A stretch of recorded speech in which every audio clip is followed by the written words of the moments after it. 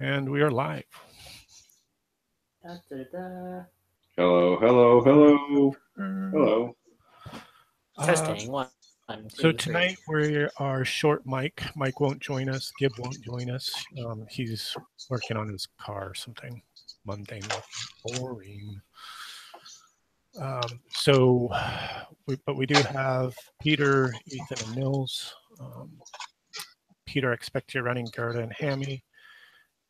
Nils, I expect you're running Ridian, and Ethan, I expect you're running Horus. There is this one slot for another PC if anybody would like to bring a second adventure to the table. The second player, but Nils also has this unplayed elf, which would add a little magic to the party, not to mention some elving stuff. Mm-hmm. I'm looking at the character now to kind of remember what they're like. And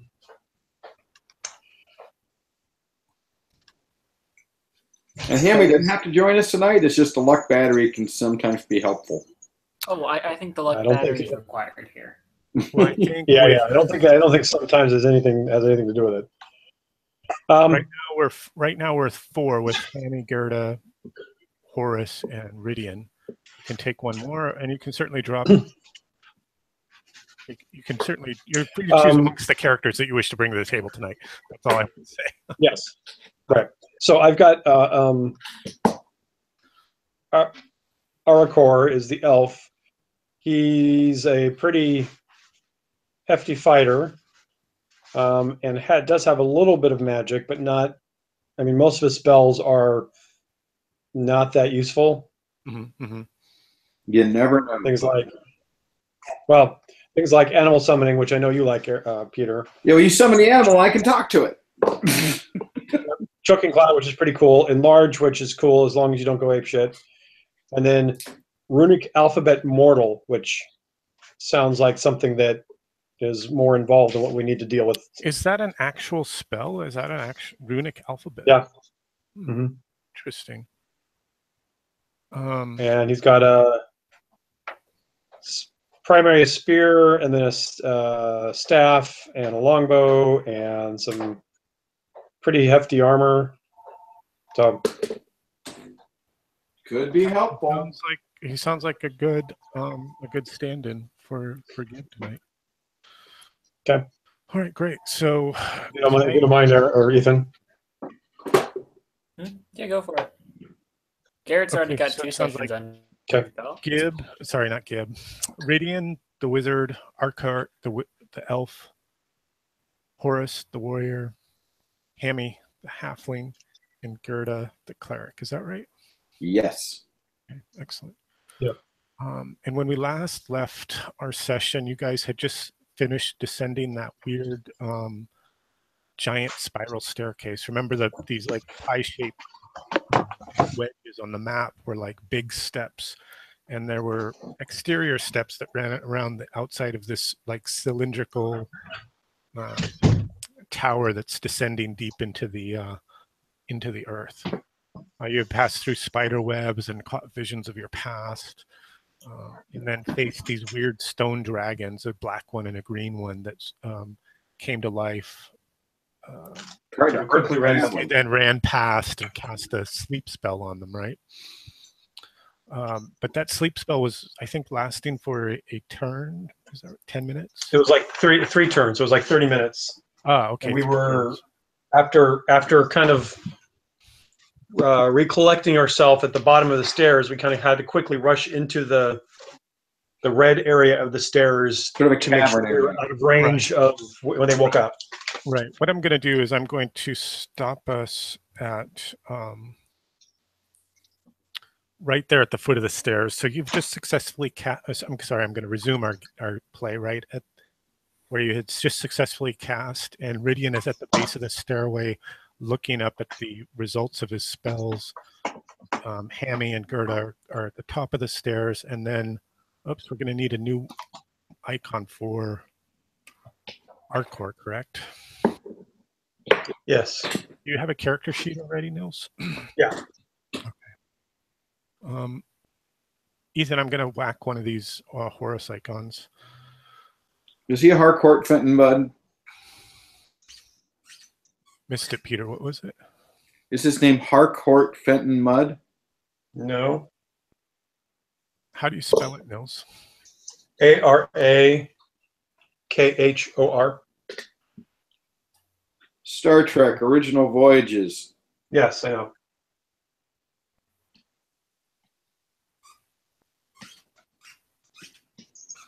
And he's an elf. Yeah. Have you been drinking again?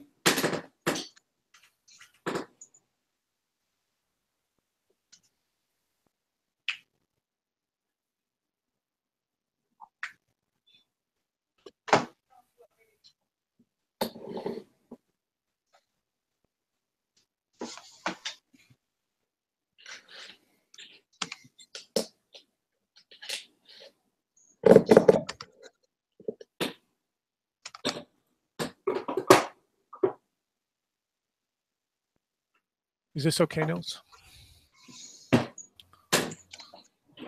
Yes, that's great.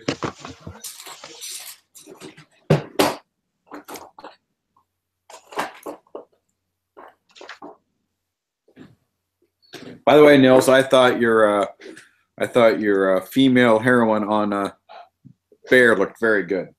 Thank you. I just inked her this evening, and I was going to base her while we play it. So.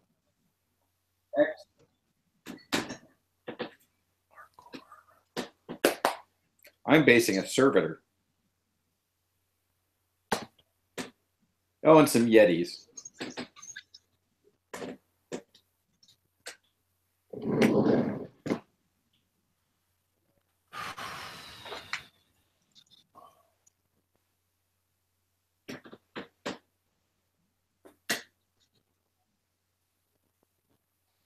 All right.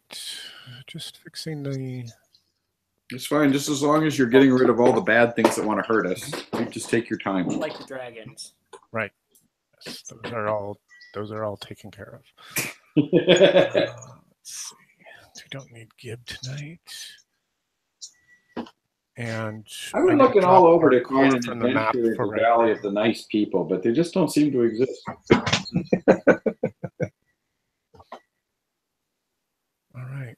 All right, great. So let me give you the description of the room that you're standing in now. Let me get to the roll 20. Let me make that big enough. And let me just check my map to make sure I know where you guys are. Mm-hmm.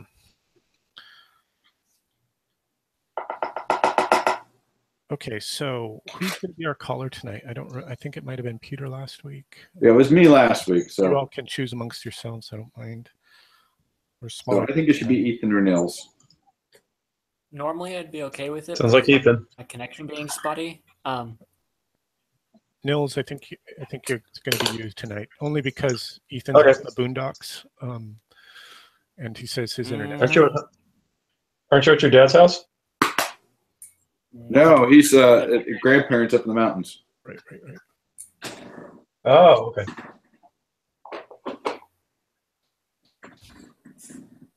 Okay, the description of the final chamber, the Ridian peers into darkness. Who's carrying light? Garrett was carrying light. And I have a lantern that I have not lit yet. Have light. Okay, why don't you? That would be Garrett carrying light, correct? Yeah, Garrett has got a lantern too. Yeah. Okay. She will be the light bearer, unless there is some other. No, it suits her. Okay. The last step in the great spiral down, downwards appears to be empty. A staircase goes downward, similar to those stairs that wound around the great staircase, but these pass instead through a rough stone tunnel heading west. I've drawn it out on the map in red.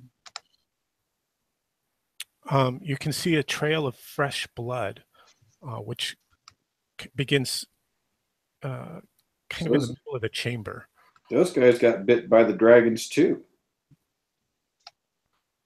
Ridian, Or the one of your characters can make a, or Ridian, yeah, Ridian is in the lead, obviously, looking into this chamber. Ridian, make a DC 10 intelligence check.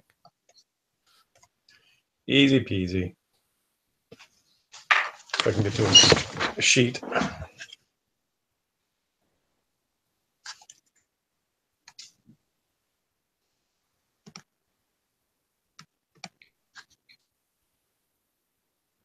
Accessing. Working. Accessing.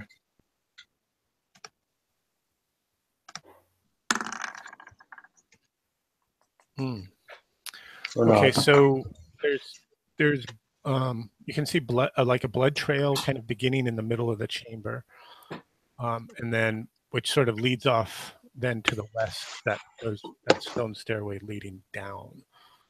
What will you do? You have 3 turns until those dragons wake from their sleep spell. Let's do a quick look and see if something dropped on him from above. Or came out from the sides or something bad like that. Okay, so Hammy can fit down there beside Ridian, and he can peer into the chamber as well. Go ahead and make the same DC 10 intelligence check.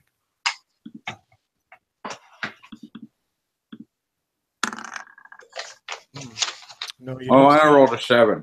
You don't see anything, but you do see, again, the blood trail starts about, I'm going to draw it out on the map for you. Starts about here.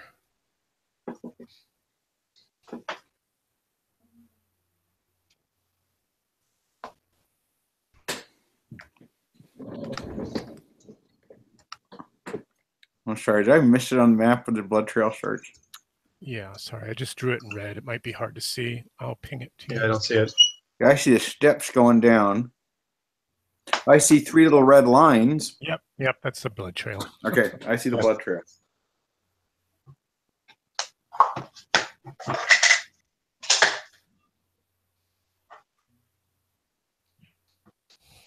Anybody else want to make a check before we head down there? Forest is not too bright, is that right? Is he the one that's not too bright? He is not very bright. Gerda's got a 12. Hammy's 16 didn't help him. No, try Ericor. Ericor's not quite present yet. I will read him in momentarily in the next scene. Okay. Yeah, so go ahead. Gerda. She makes it. Gerda descends down the steps with the rest of you and peers into the chamber.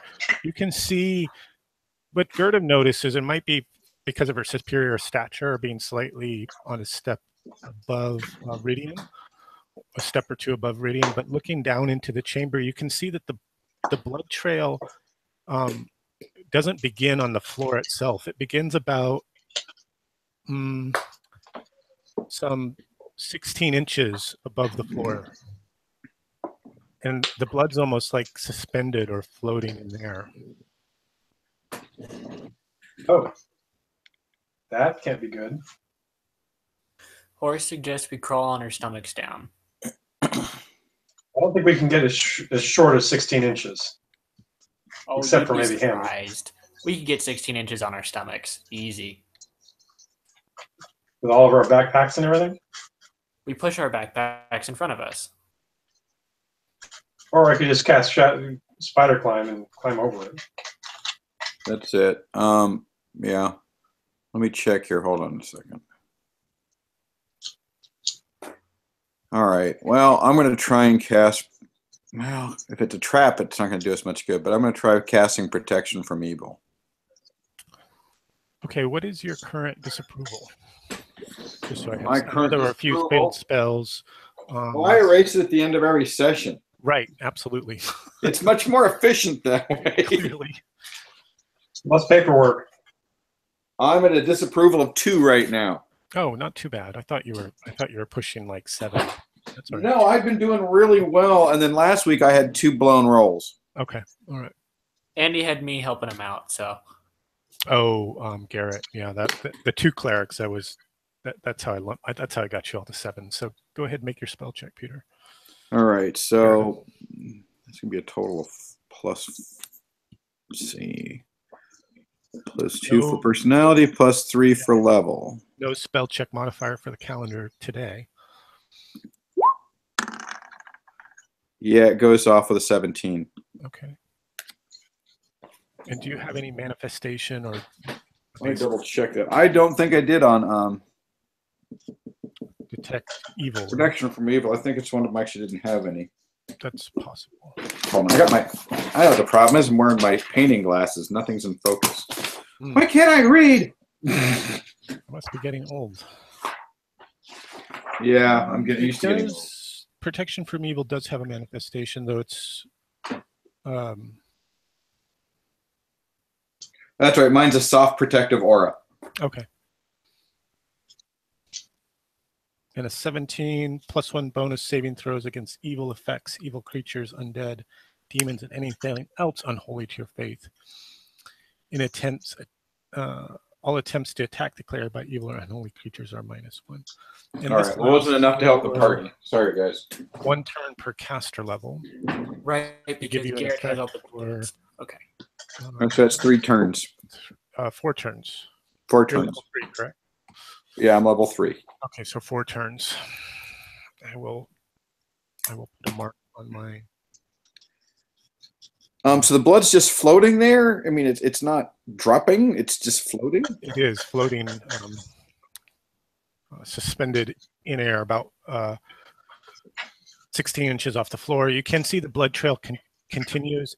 But it's like you make it out as a bare footprint, not as a boot tread or anything like that. So that's the guy who lost his boot earlier. Mm. So Aaron, did you say 60 or 16? I said 16. Okay. All right.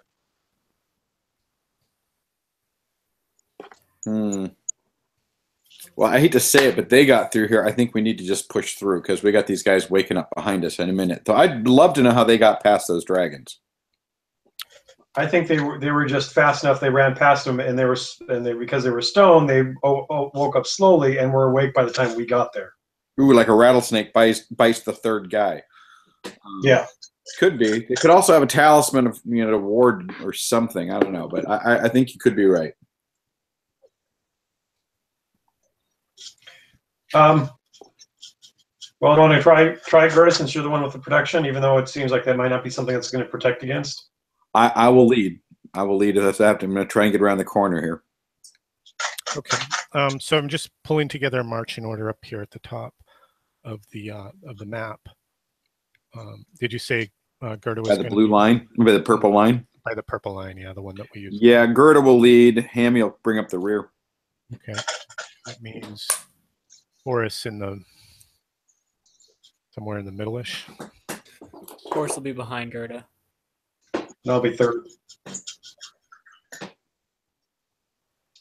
All right, I've just pushed them up to the top of the map. You guys can rearrange that as you wish. That's fine.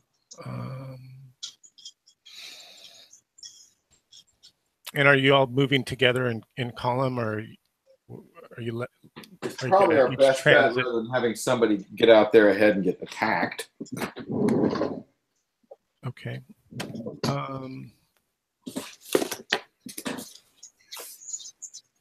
Oh, that's right. Gerda, what is your luck? Not as good as Hammy's. It's a luck of 8. Okay. You make about 3 steps into the room, and your boot comes down on something sharp and painful. Take a D3 points of damage. Take 1 point of damage. Ouch! The back heel of your boot is kind of sliced completely off, skimming the back of your heel, leaving a great fleshy gaping wound.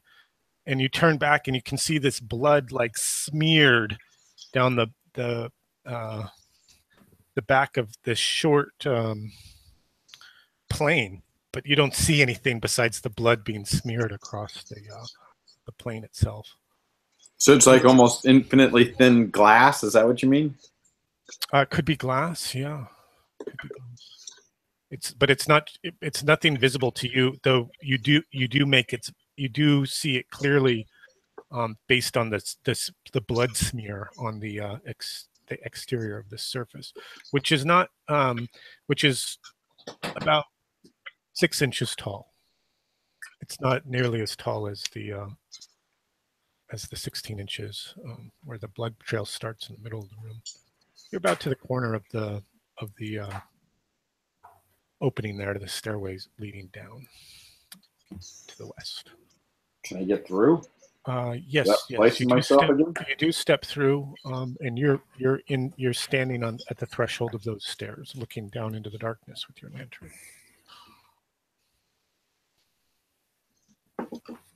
So Horace was next. Maybe we can kind of just try shuffling our feet along on the ground and not lifting them up and see if we hit something.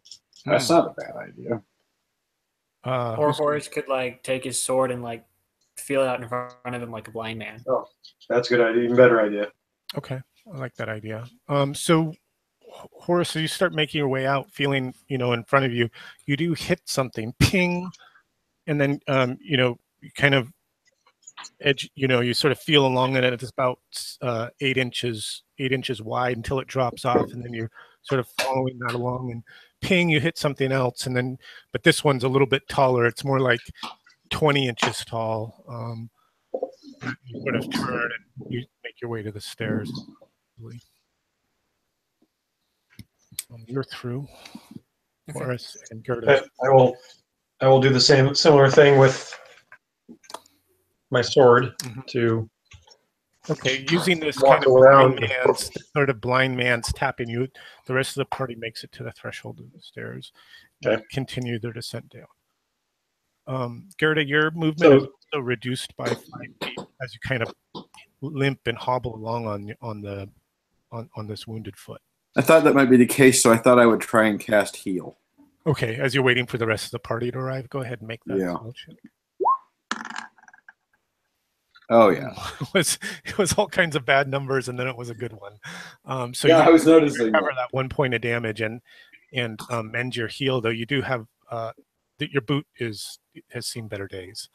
It still protects your foot well enough for walking. It's just a little flappy, a little flat, a little drafty in the back. I'll take it. That's much better than bleeding all over the floor. Okay, let's see here. So the tunnel that you're standing in with the stairway goes down 20 feet with rough steps to a chamber that's 20 feet wide by 25 feet long. The entire chamber is illuminated by the object at its far end, a great round mirror or a window whose surface shimmers with gentle light like a summer pond. The heavy silver frame is decorated with images of cavorting elves and fairies twined around the tails of sinuous dragons whose eyes are blue, yellow, and deep red gemstones. The walls of the chamber are painted with murals of 2 regions. On the right side of the room, a fair green land is depicted, while to the left, the land is dark and desolate.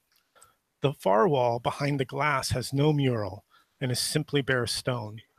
You arrive just in time to see those 2 fellows dressed in black disappearing through the mirage on the surface of the glass.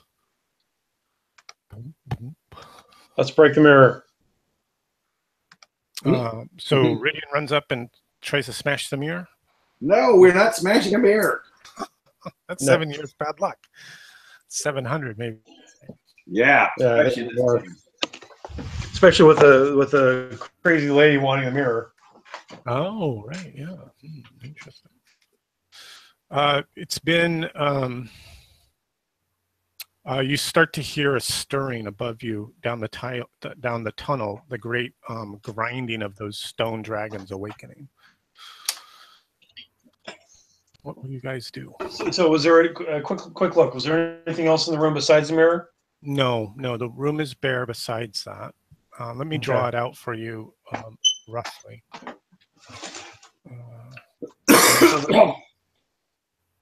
Shall we quickly move through the mirror and lose ourselves in another land again? Yeah. Okay, so you guys are going to chase after those guys that just disappeared through the mirror? That's better than getting eaten by stone dragons. Those guys kicked our asses. They were in the, But they were in we're the going to process of doing so. You're carefully stepping through the mirror in your marching order? Yes. Yes, so that we don't, have problems with people on the other side. Okay.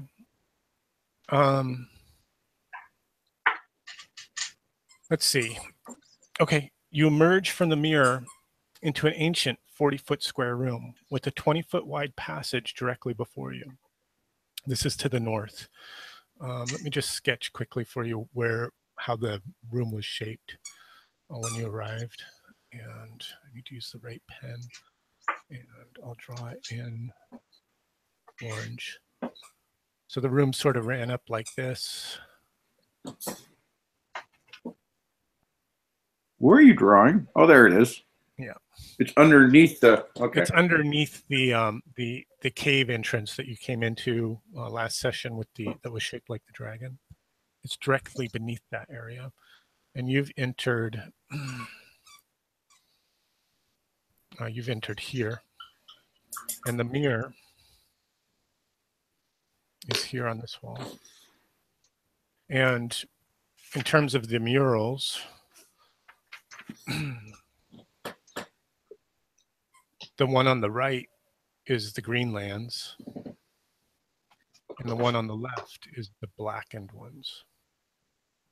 And these guys dodged into the mirror, not the two murals. Correct. These guys dodged into the murals. Mm-hmm. All right. So stepping through the mirror, you emerge from the mirror into an ancient 40-foot square room with a 20-foot wide passage directly before you to the north. The corners are festooned with ancient cobwebs and the floor is thick with dust. Behind you, there's a mirror exactly duplicating the one that you just passed through. Its likeness is so perfect down to the marks on each dragon's scales, it may as well be the same mirror window existing in this place as well as where you just were. Make let's see, Gerda is leading the party. Gerda, make a reflex check. DC 15.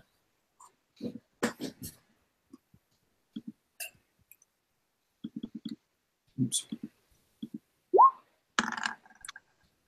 12. No. An arrow comes whistling from the darkness before you. And then there's a blood-curdling cry as a shape rushes out of the darkness. Sorry, I'm just grabbing. Oops, that's the wrong notebook. Let's see. Here we go.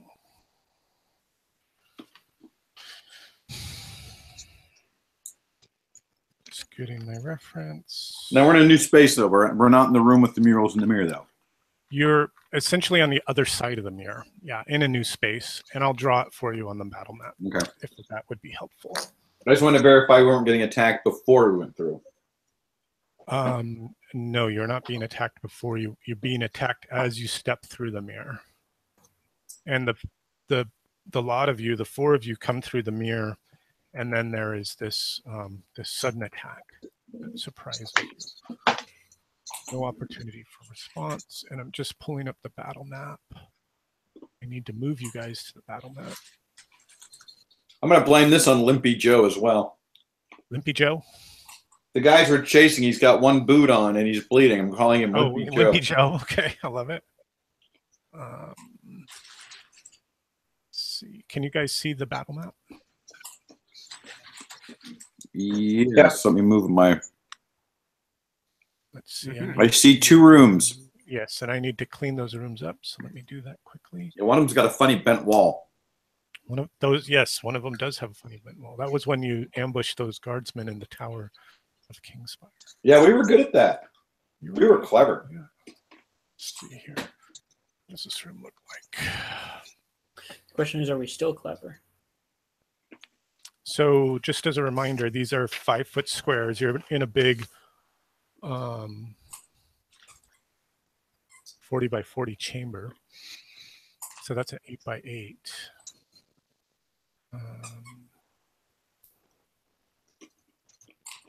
Yep.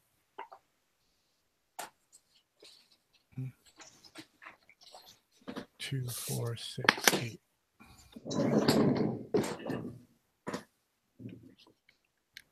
Ooh, that got big.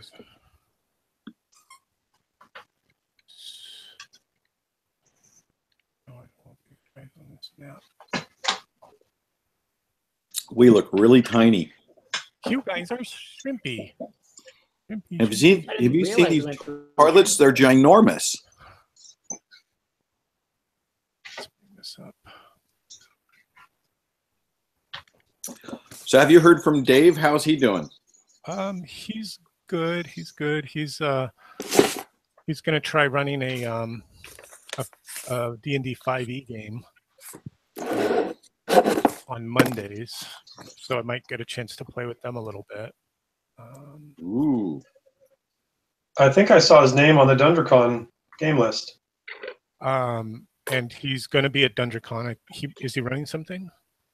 I think I saw it. I don't remember what it was though. Maybe like he's done a Call of Cthulhu Kickstarter, like a module called Sunspots. Oh, really? Might be running that.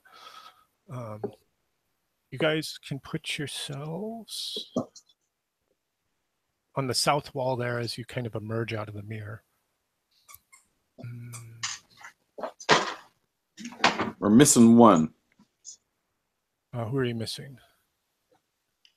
Ericor? Not yet in this. Maybe? I don't know. He's about to be read in. So. Oh, okay. Sir, not appearing in this show. Right. As we all go to attack the guy who is our new companion. Yes, I'm sure. I figured that. Right.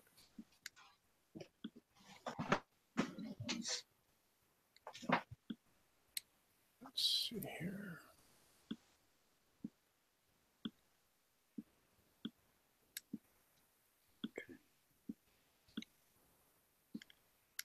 Trapped. Color I want. I probably should mention that Horace is pretty banged up. Oh, is he? From his fight with the dragon. I thought we healed you last week. I would have healed you immediately just now, before we got much further. He was going to wait until we were about halfway down the tunnel and was going to stamina heal. Well, I was going to heal you. I would heal you before I went to the damn mirror. All right. So can I make that roll, Aaron? Yeah, you can make that spell check. I didn't realize you was that mauled. He's at 20 out of 36.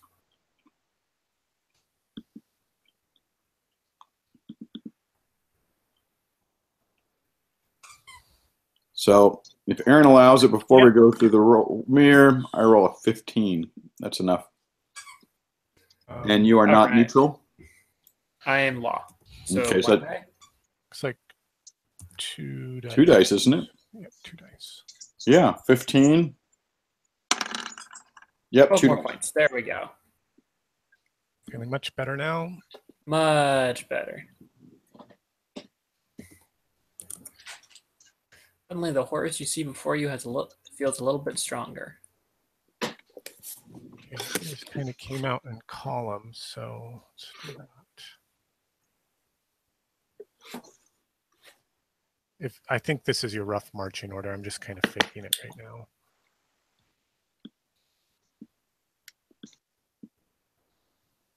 Yeah, Hammy. I think it was Hammy in the back.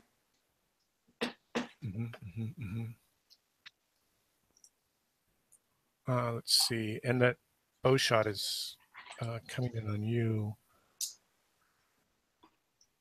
Gerda.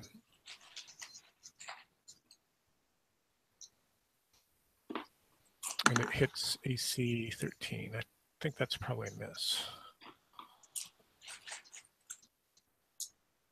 Is that right? Miss for Gerda on AC 18? AC 13. Do we lose Peter? I still see him. Peter, are you still with us, or did you drop? I'm still with you. Oh, okay. I think that's a miss. AC. I hit AC 13. You did miss. I have a 20.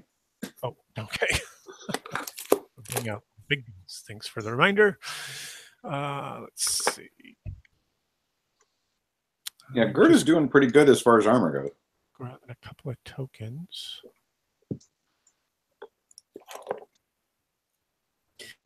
Better armor than Horus. Yeah, I've been reading up on Stinging Stone. I'm going to have to do some of that stuff. Turning arrows into asps and things like that. Oh, really? That sounds cool. Is that one of your new spells? Yeah, it's one of my level 2s. Hmm. So you can turn like a sling stone into a spider, and when it hits somebody, then it attacks them as a spider. And it's just a stone until they hit somebody. So you could just have a quiver, you know, with a bunch of your asp arrows in there. And they're arrows until they hit somebody, then they turn into snakes. Like Salsa Doom. Exactly. All right. This black-robed figure comes running at you out of the darkness, howling like a banshee, and hits AC 11. Not enough. I should have ran for somebody squishy. All right. How about initiative? Anybody casting a spell? I am not. I just want to hit the. No. All right. Let's see. Peter and No spell AC for Horus. 16.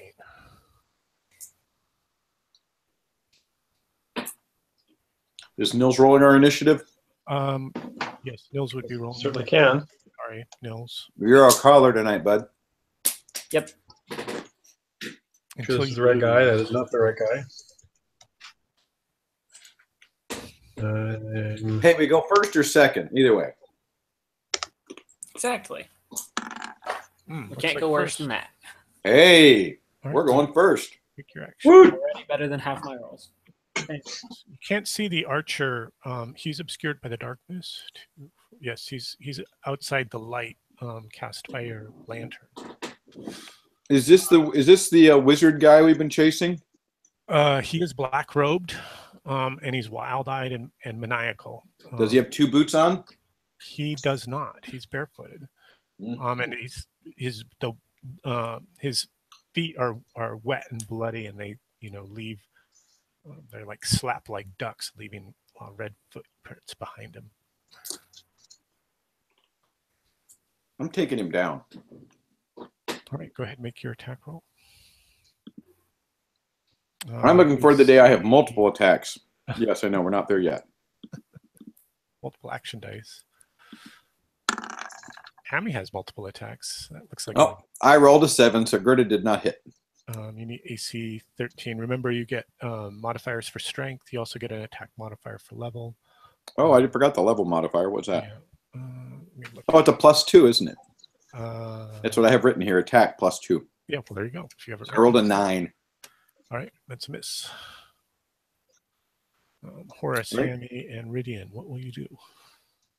Horus will join in the attack. All right. Okay. I just want to make clear, Ericor is not black-robed and wild-eyed. He is Oh, not good. correct. This is not Ericor. Nor is this man an elf. He's a red-headed, Stepchild. wild-eyed youth, and you can see in his forehead he's carved a Oh. 8-pointed star, which still drips red with blood. Oh, Well, fumble. Horus fumble. All righty. What is your fumble die? D12. All right. Is that with Ow. plus your? Oh, that's the armor. It's a D12, and then yep. All right. Let's see it. Any luck modifier on this? Ooh. Yeah, so it's going to be +2, so 3. 3 on the fumble. That's a monster. That's the lowest fumble I've ever rolled. Weapon comes loose. -2 to your next attack. On the bright side, I have a nice little deed die. If I survive that long. Can Hammy get behind him? You can certainly try to. Yeah, you can work your way up behind him if you like. I will try to do that. Are you trying to do it sneaky like so you can attack him unawares, or are you just trying to get around this backside of him? I'm trying to do it nonchalantly so I can attack him from behind, getting bonuses. Okay, because you're in the light, but because the whirling melee is going on about you, and because you're a sneaky git of a halfling, go ahead and make a DC 12 agility check. Come on, Hammy. This is your, and you get to use your stealth modifier. Sorry, DC 12 stealth check, which uses your agility. Ooh, so and I believe you're like +7 or something. That's like what it says. Yeah. Mm-hmm. Oh, that looks good. Yeah. So he's like completely focused on this crazy robed figure is completely focused on Gerda and excellent. Pretty much Gerda. Horus is just wildly swinging for no reason. Well, then I'm going to take 2 attacks with my short sword. Die shift up with the for the attack behind, so you can throw d20s. Ooh, nice. No strength modifiers. Alrighty. Let's see. 7. Oh, and a fumble. Ooh. But don't you only fumble on 2? Yeah, halflings have to fumble on both dice. Oh, that's right. They both because they're extra whack. Well, I'll take it. So still 2 misses, but at least he didn't fumble. That's a bummer. So Ridian is going to on the easy guy. Ridian is going to pull out his bow, and thinking that he's not going to be able to contribute a lot to the melee, he's going to kind of try to find where the bow shot came from and watch, cover the party while the rest of the melee goes on. Okay, so your light extends to let's see, 10, 20, 10, 20, 30. Your light extends roughly to about here. So you do know that the bow shot came out of the darkness. Right. Gerda's holding a lantern. Yes, Grace. Hi.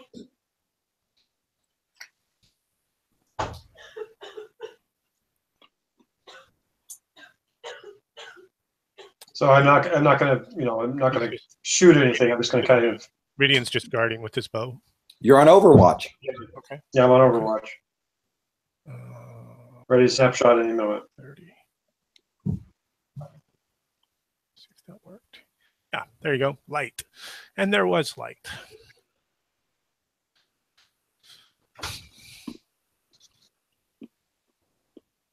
All right. I see the archer. And the arrow flies out of the darkness at Hammy. And hits AC 14. Woo! Barely missed. Okay, missed. The cultist, turns and attacks Hammy. Tried to cut him from behind. He sees you now. Hating on the halfling. Oh, damn. I really like that too, much more than the 20. 2 misses. So new initiative. Anyone casting a spell?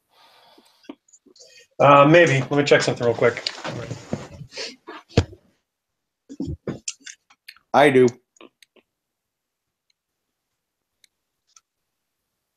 I'm casting a spell.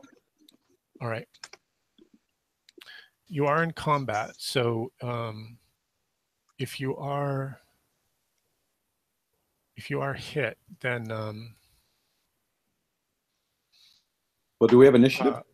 Well, if you lose the initiative and you get hit in Gotcha. combat, then you'll lose the opportunity to cast. Because it disrupts your spell casting. Correct. Ooh, so if we cast, we can cast and then do one other action. Is that correct? Yeah, you would. You're preparing to cast your spell. If it gets interrupted somehow, then you'll lose that casting, but you can still do something else. One other action. It could be a move, or it could just be a regular attack. Did we just lose but would it be able to? I'm about to reveal it for you. I was just. Okay, good. I was just taking my computer. Would it still be able to be an attack if I'm casting a spell? And are they mutually exclusive? They are not mutually exclusive. Okay, so yes, I will cast a spell. All right. it's like, you know, chanting and mumbling, and then oh fuck, Right. my sword.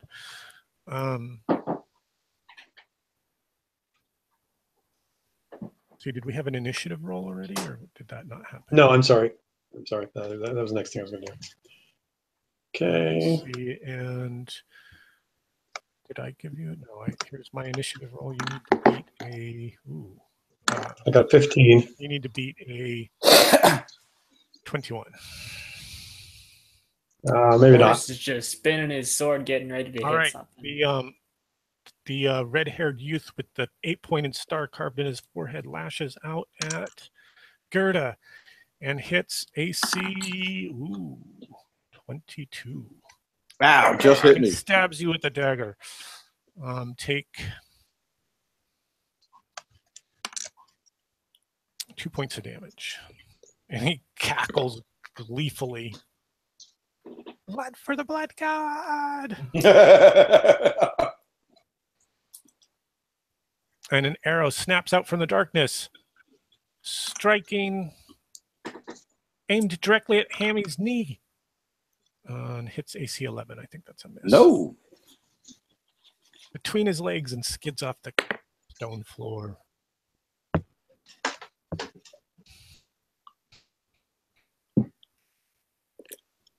All right. Wells Nils, you're going to cast a spell? Yep. You're up. What are you casting? Actually, I'm going to move first. Mhm. Oops. 1, 2, 3, 4, 5, 6. And then I'm going to cast Spider Climb, which also happens to have the effect of illuminating a 25-foot circle. Oh, I love it. Go ahead and make your spell check. Nicely Be able done. to cast the spell for the mark. Gotta love it. Yep. Very nicely done. All right, here we go. And no spell burn. No, but you get that cool eyeball effect. Hey, all right. 18. Okay. Way to go. It's a 25-foot circle. Illuminating a 25-foot circle. I guess actually that may only be like 12 feet. All right. I'm just trying to figure it. 12.5 feet, right? Yeah, so it's not going to illuminate anything further than what is already illuminated. I just realized. I was thinking it was radius. So that didn't work well. Hey, it was a nice try. I'll just do it next time. There we go. I'll move Well, forward you and can do it move again. a little more, right? Yeah. And this lasts for a little while, right? The light effect. I don't know. That's true. It doesn't actually say. Does it last as long as the spell runs? It's a mercurial effect, isn't it? Yeah. And it is 7-pointed star. It's number 83. Just checking the big chart.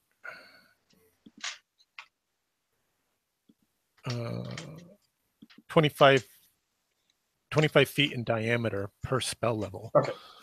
So for spell level. 75 feet in diameter. No, it's a first level spell. Like if it was a third level spell, it would be 75 feet in diameter. It's not by caster level? No, by spell level. No, it's spell level. So that's diameter. That's all the way across, right? Diameter is all the way across, so we did it right when we figured. Yeah. Okay, great.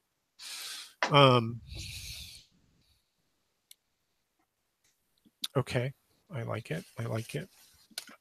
Other heroes. I want to cast. Other caster types. Yeah, I'm casting Word of Command. Oh, you're casting Word of Command. Okay, go ahead and make your spell check. You want to see if the. Is it vomit? It's surrender. Did I make it? I rolled a fuck. That looks good. Actually, I rolled a 20. Okay. What is the description for 20? Excuse me. Word comes from all around, including the air and the ground. Surrender. Will save versus spell check. Oh, yeah, I get a will save. Don't forget about my will saves. Like I forgot with the dragons and their stupid sleep spell. That's because they're very vulnerable to sleep spells. Incredibly vulnerable. because you forgot about the 17. That's pretty good, but not good enough. Not when I rolled a 20. Yeah. All right, go ahead and give me the effect. Peter, we're picking up an echo from your system. I think you need to just drop the Hangout and rejoin it. I'll drop Hangout and sign in again. Okay. I'll resend the link.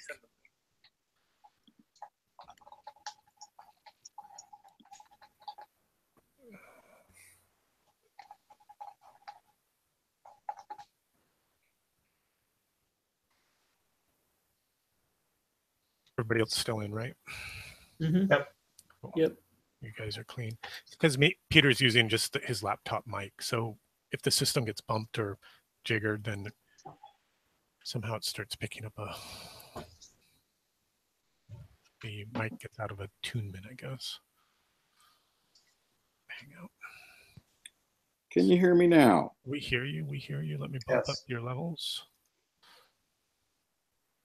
Yep, we hear you. Bump up to low. And no echo. And no echo. Yeah, That's I was good. just telling the guys that it's because you're using the open mic on your laptop, and I think that if the laptop gets bumped or moved or something like that, then the mic seems to go out of attunement through the Oh, Hangout. it's good to know. Not to touch my computer when I'm doing this. Touch it. Yeah, but you got to type and roll and do all that kind of stuff. Let's see here. All right. Other heroes, what were you doing? Oh, sorry. You cast Surrender. I was waiting for the description on the 20. Do you want to look it up, or shall I? Oh, so sorry, I got distracted by re-signing in.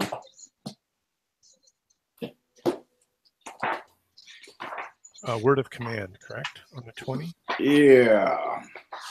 Speaking a word at a target within 60, clearly this cultist, the red-haired cultist in front of you. I can combine a word of command of the gesture that clarifies its intent. Mm-hmm. If he fails his will save, must obey for D6 plus caster level turns. Go ahead and make that roll. Excellent.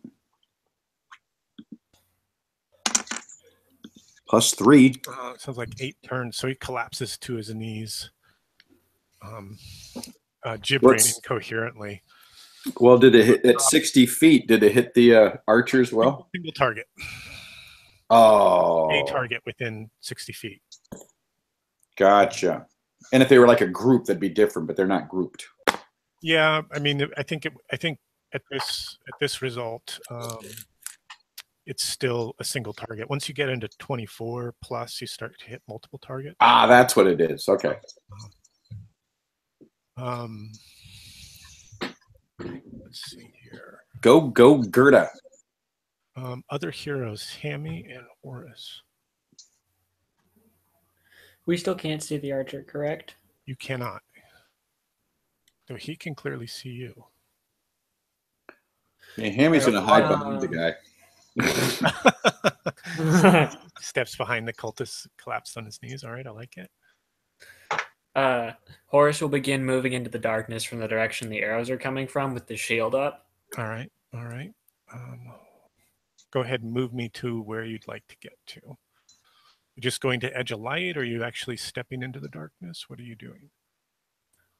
I can get my stuff to work here. So I'm stepping, and I will continue moving into the darkness, which is that way. It's north of you. See the hallway that extends off the north of the corridor? Yeah, that way. Yeah. Yep. Sorry, I just drew simple boxes. I can draw. No, it's fine. It's fine. Broken let's move that up there. So am I being illuminated by Ridian's light here? You are. I mean, you're kind of in this bluish glow, right, and the yellow lantern light from the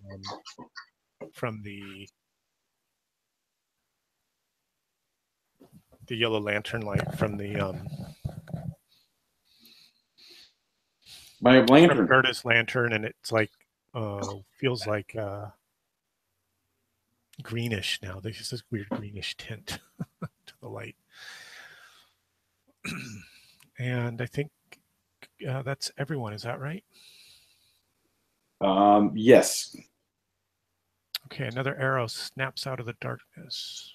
And Wait a minute, they went first, so we have to roll initiative again. did they go first? Yes, they did. Yep, they did. Trapped. All right. You rolled a 22. Beat a 17. So I lost last time, so somebody else roll.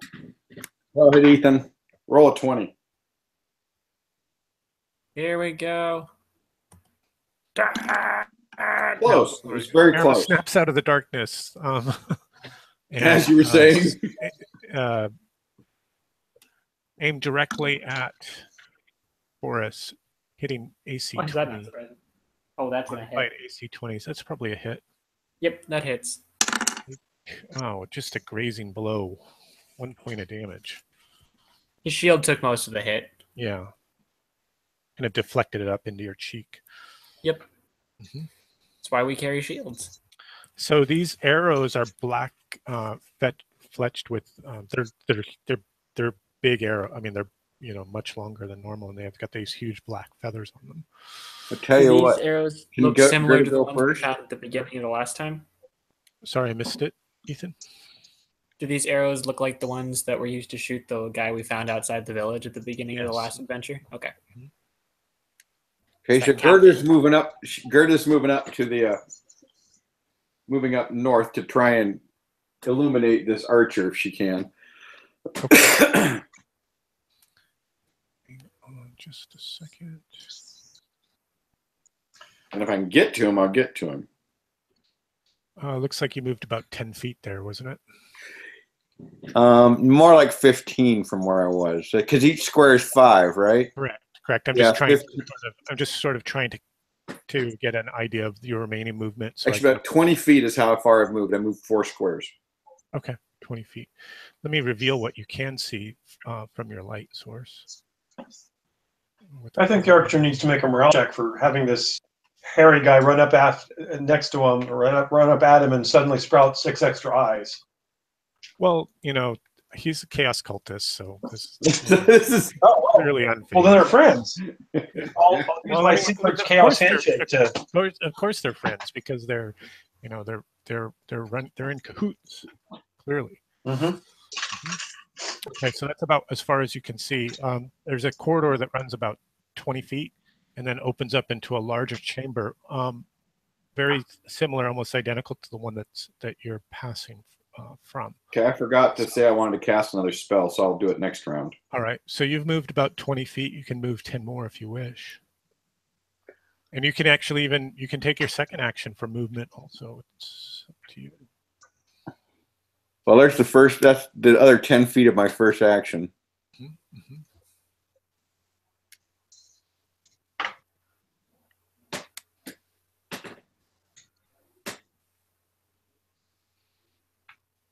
Do you want to take a second movement action, or are you good? I want to stick close to the wall so I'm a harder target. I don't want to go running up there by myself. Okay. So no, I will not be taking a second action at this time. All right. Who's next? And Hammy's gonna get his crossbow ready if he ever sees the guy who's shooting. Okay. Is he going to make a move action, or is he just going to ready his crossbow and point it menacingly at the cultist that's still on his knees? Yes, you're going to stand out here to one side and hold his crossbow on the surrendered cultist. Okay.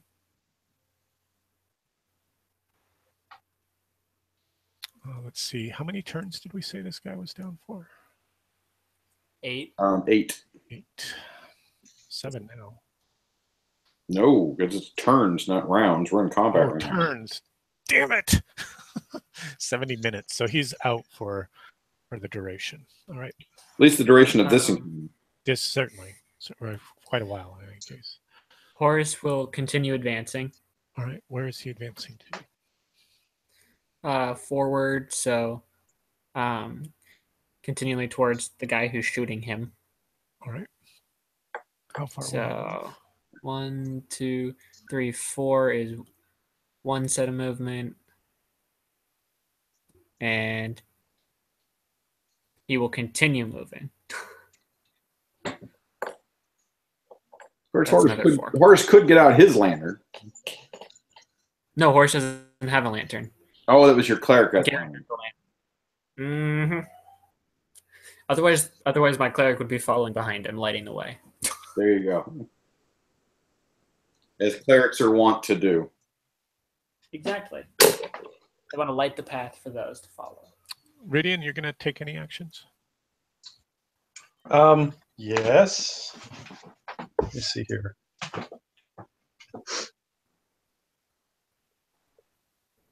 So did we determine if the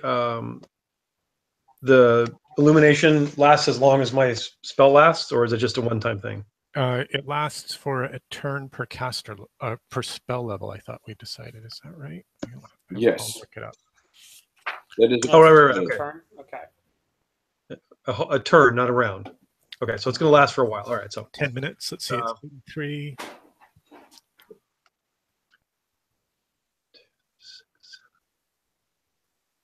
Yeah, I'm gonna say a turn per spell level. So it's a level 1 spell, so it's gonna last for a turn. 10 minutes. 6, 7.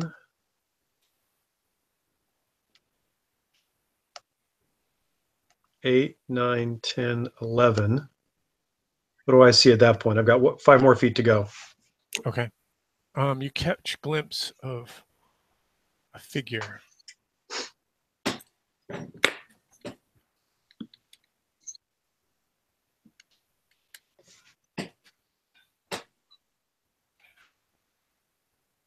Okay. Son of a bitch must pay. There we go, 12.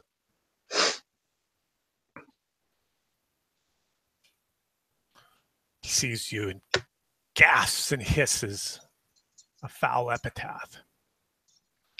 I throw my Chaos Gang sign. Corn in the house. Sup, bitches? So now that he's illuminated, do something. But that's the end of the turn, isn't it? I believe it is. Yeah. Send it around, yeah. So, all right, That's Peter. right. You'll take a shot next turn. Oh, What's the don't worry. initiative? We're gonna go running. Hopefully, do some swing. Sorry, let's see. An initiative. Anybody casting a spell? I am not, now that things are illuminated down there. No, I'm not. A 22. No. Yeah, it's not me rolling. Somebody else beat a 22. I think it's Ethan. Ethan won last time. No, I lost badly. That's you, Peter. I could tie it. No, not even close. So he takes a You got step, half of it. puts his back against the wall here, draws his mighty bow and fires a black arrow at Ridian, and hits. Yeah, I knew that was going to happen. 3 lots for Yeah, that's going to be funny. 2, 4 points of damage. Fucker, kill him. Oh! Doing. Oh! All right, heroes, you're up. Well, Horace is gonna go running and gunning here. All right. What's your movement, Horace? Oh, it looks like you probably closed. Looks like one movement action to get him in, then he can hit. So that's what he's gonna do. 1, 2, 3, 4, and swing. 1, 2, 3, 4, swing. 1, 2, 3, 4, swing. And he is at a -2, if I'm not mistaken. Correct. Yeah, for the effect that I placed on him. For his, was that next round? I think it's been a few rounds. You've recovered your weapon. Your effect is clear. That was a few rounds ago that you fumbled, wasn't it? Oh, crit, baby. Yeah. Ow. Stop that. Go ahead and roll your damage. Don't kill him. We need to find out what he's doing. No. Oh, I don't think he knows. I think it's this cultist guy knows. But Hello. hello. What did you do? Anybody? Oh, that's why. We can There hear we you. go. We hear you. Sorry, my headphones came unplugged. Ah, user error. So that's a crit. Yeah, how much damage did you do there? I haven't rolled yet. Oh, okay. Why don't you do that and then give me your crit roll on your crit table? Oh, no deed for you. Well, yeah, well, it's a -1 for. Because I was at a -2 to hit from my fumble. So that's going to be 11 points of damage. All right. 11, eh? And then a crit. Because we love our crits. What is your crit table? Oh, you're like crit table 3, aren't you? I'm crit table 4 on a d16. All right.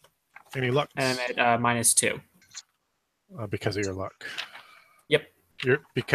All right, that's, yeah. Mm-hmm. Level 3/4. D16. Okay, give it to me. D16 -2. What do we get? A 9. 9. Below to the throat that carries through the spinal column, reducing everything in between to pasty mush. Inflict an additional plus 2d12 damage with this strike, and the foe loses the capacity for speech. So now we can kill him anyway. You're gonna roll well, and we'll kill him. Yeah. 19 more points. Yeah. So you open up his throat, and this big. So that's 30 points of gash. damage. Yeah. That's a new record for me. That's a new record for your and he collapses, choking on his own blood and vomit. As he should. He's a nasty, nasty man. All right. Search his body, guys. Gerda's going to go have a talk with the cultist. Is there anything left of his body? Your protection from evil is fading away. The soft aura is out, Peter. I figured. For Gerda. Mm-hmm.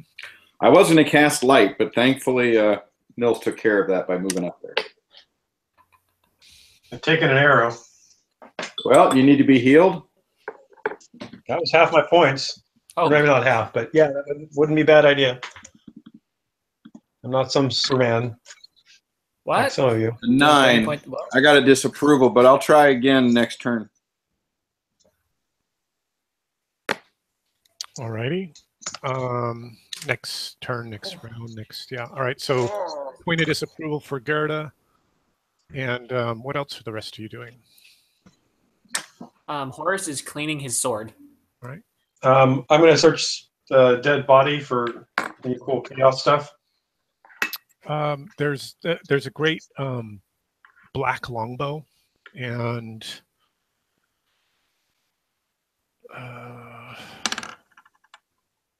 three of That those. must have been massive. Yeah. So and three of those big black arrows. It looks like you need to be very strong to draw this weapon, to draw this bow. Yeah. What's Ridian's strength? 9. I may not even be able to pick it up. Well, yeah, certainly you can pick it up, but you can't even. I mean, you can't even draw it back. Yeah. Well, maybe we'll get lucky and meet a really burly elf. And I mean, even sitting down on the floor and trying to draw it with your feet and your arms, you can't even do that. Yeah. This thing is massive. Like Lord of the Rings, Uruk-hai killing Aragorn, massive, right? Or Bard the guy with the Aragorn. Bard killing Boromir! It's Boromir who dies. Boromir, yeah. It's too soon. Still too soon. It's Sean Bean that dies, of course. Sean Bean always dies. Yep. He always does. Not when he's Do sharp. you want to see if Horace can draw it? Sure. What is Horace's strength? 13. Ooh, no. Well, make a luck check for me. Oh no.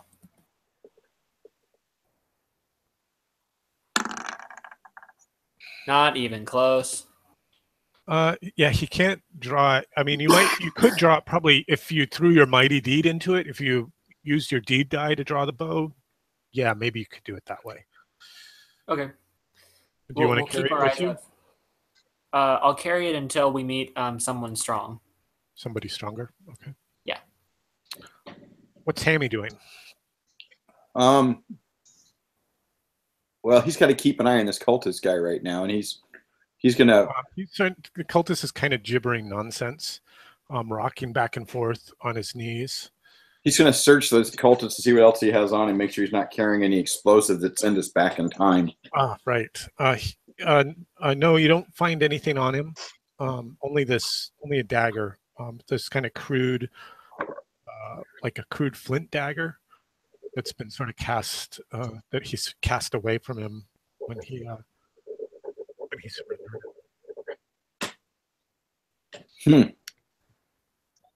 As we're looking at these guys, do either of them look familiar?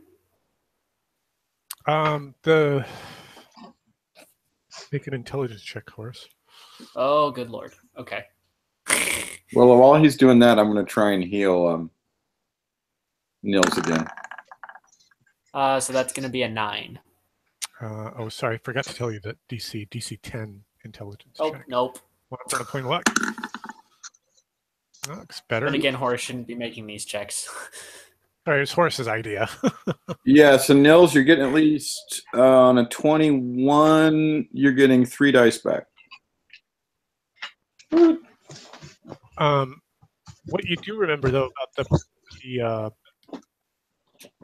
the figure that you had been chasing was that he was black-robed. That's about all you knew.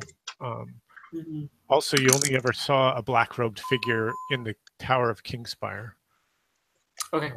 And only for a fleeting glimpse, right? So it could be this guy, or it could be some other black dude. I don't think Hooligan. it was this guy. Though you did kill he was in the company of the militia commander, the militia captain, with that huge black bow. Yeah, right. I was just wondering if the guy I just sliced was the militia commander. Yes, clearly. Yeah, you guys. He was okay. Okay. Him. And the hag said he was a cruel man, so he had it coming. Well, that's good. Horace is now happy. See, we're not murder hobos. We serve a function. Well, we are murder hobos. We just are nicer murdering hobos. Okay, the murder hobos that mostly work for the good people. Exactly. We provide a necessary service. The black-robed cultist stands to his feet and turns to address all of you as you kind of gather around him in the cool lantern light. And he says, "May you bring the Lords of Chaos more sport than the last." And at that final trailing word, he sort of dissipates into nothing, fades away into nothingness. You are standing. Could you please repeat? May you give the Lords of Chaos what? More sport than the last. Oh boy. Let's see. So you guys again are standing in a. I'm going to clean up this map for you because I'm going to ask you guys to do the mapping here for the next session. All right. In part because I don't have it prepared, but in part because it's also kind of maze-like. You can map here on the battle map if you like, or you can map on a piece of scratch paper or whatever. I don't care.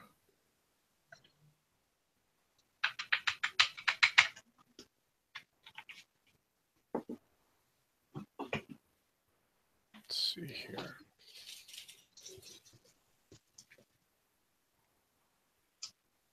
So which one of us is not painting? Well, I am painting, but I'm happy to do the mapping. How's your painting coming, Nils? I'm waiting for a dry. I've already painted some machine guns and another figure. I can certainly stop for a while. I'm just doing elves right now because I ran out of black paint. I would almost suggest that any of us who can probably should map to give us the best chance of having a decently accurate map. Good point. And I'm happy to sit here and draw it on scrap paper. I might actually even have graph paper. What the? Graph paper? That's old school. This is getting out of hand. All right. This guy. I'm sorry I haven't photographed Gerda from above yet. I feel rather remiss. Yes, you are remiss in this duty. Yes, Gerda is a miss. So I suggest we put Horace in the front. I keep forgetting your wizard's name. Ridian? Ridian, thank you. Put Ridian second and Gerda and Hammy in the back. Or Gerda second and Hammy in the back. Ridian Beast. I didn't know he had a last name. I should really get last names. Ridian Bees. Yeah, that's one of my favorite last names. Character, or one of my favorite names of or PC ever, Ridian Bees. Oh, since my Mythic Battles Pantheon arrived just before Christmas, I saved it and opened it as my self-given Christmas present. And I got to tell you, the miniatures are right up there with Blood Rage. They're just gorgeous. I don't even know that set. Is it a Kickstarter? Yeah, it was Kickstarter, and it's by the same company that did Blood Rage. Hmm. And the idea is that the Greek pantheon has fallen, and the gods are gathering heroes and soldiers and going to war against each other to try and take control of Olympus. So you have monsters and Greek gods and deity and demigods and heroes. So it's a little Percy Jackson. Ooh, they haven't released one of those yet. Ooh, okay. But I didn't back. Oh my God! I saw the pictures of the people who backed everything. I just backed the basic game. But the basic game, it did so well on the Kickstarter that there really is actually a whole second box as big as the first one full of stuff. I was just listening to a podcast today about the people were complaining because so much stuff and they had so many people, the warehouse they procured to process the orders wasn't big enough to hold everything. Right. So they basically got a pallet and shipped everything out on that pallet or what that container or whatever it was as fast as they could. So people were getting the expansions before they were getting the base game, and they had like these beautiful figures, but couldn't play the game yet. Yeah, they had time to paint. Exactly. Well, I meant to ask. I assume the mirror entrance behind us is no longer an entrance. It is solid to the touch. It's not. I'm really used to these one-way doors. Let me. Yes, it is. It's a one-way door. It's not all shimmery. So I've got graph paper I'm going to pass out to everybody. Thanks. Okay. Awesome. I'm just Did that giving mirror? you the shape of what you can see. Yeah. What you know about. I'll be right back. All right.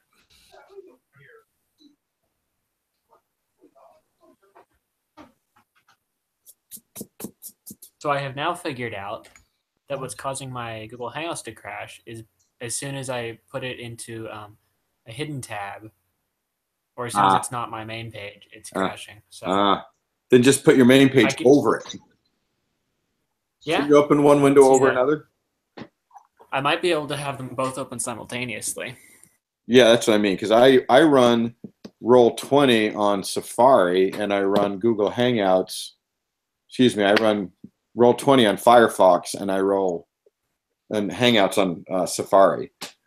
So Hangouts is just, I mean, I just have Roll20 sitting in front of Safari. Yeah. Did you crash the Hangout again, Ethan? No, I just figured out what was causing it. Gotcha. I'll wait for Mills to come back, and I'll give you that way I don't have to do the description twice. That's fine. I was looking for some other stuff and discovered I had like 30. I had sprues with like 30 of the armored mantic skeletons, the revenants.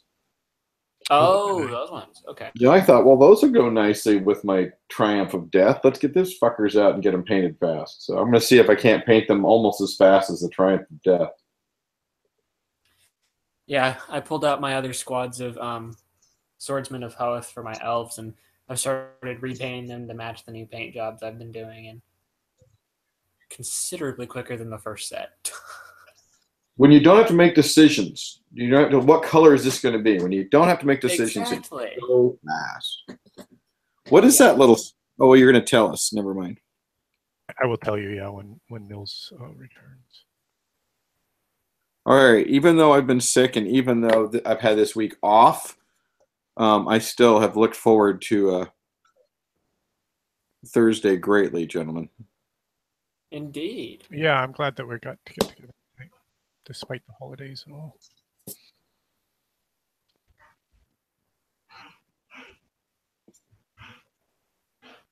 Nils, let us know when you're back. And I'm just going to keep copying what you draw there. These are actually 10-foot squares, so these rooms are quite large. So they're about 40 foot by 40 foot. Yeah, but they're rough, and I'll give you a slightly better description here shortly. Yeah, no hurry. Yeah, I'm gonna use Google Drawings to try and create something here. All right, cool.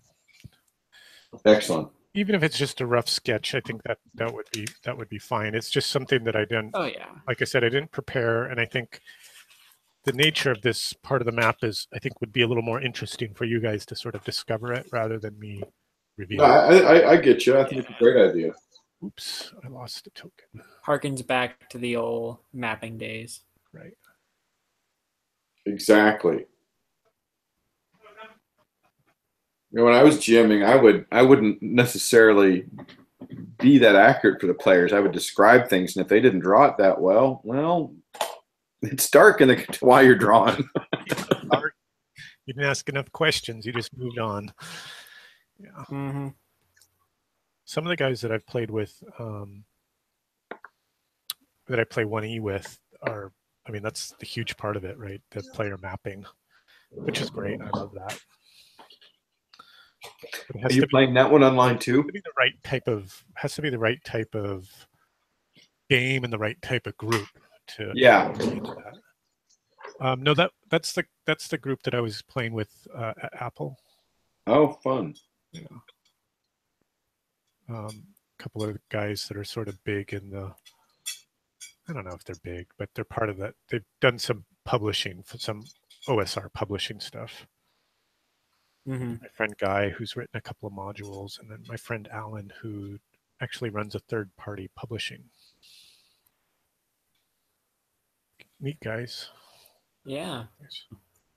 I've had the pleasure of having to recall maps from memory because nobody actually mapped it out, and so I just had to remember what all the rooms were. Oh, like in your dad's games or something? Yeah. Nils, we're still waiting on you. We'll give you a few more minutes. If you don't show up, then we'll just carry on. As Ridian's muttering to himself. All right, so I want to make an argument for my ridiculous lifestyle. I can't go into any detail because someone's wants some surprises, and I don't even know most of it because I'm going to be surprised. But he's got a old school game he wants to run at DunderCon, and he needs some miniatures painted, and he wanted to know if I would paint the characters that people will be running. I'm like, yeah, I can paint those. Well, it's going to be RuneQuest. That's no. Is Sullen's doing it? Yeah, that free game day. I went up and got a couple things. I think I got something for you, and I picked up maybe it was somebody else. Oh, and I picked up the starter DCC for Jenna, and I picked up the RuneQuest one because Sullen said, "Oh, I can't make it. If they have the RuneQuest one, I want it."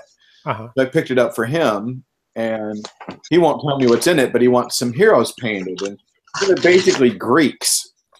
And so I'm like, I think I know where I have some old figures. So I start going through my oldest collection where I know right where it is. And there were 2 RuneQuest figures still in their blister pack. Wow. From when Sullins and I lived in the dorms together is when I bought those. That's awesome. Then I have an old Superior of Achilles that's from when I was 15.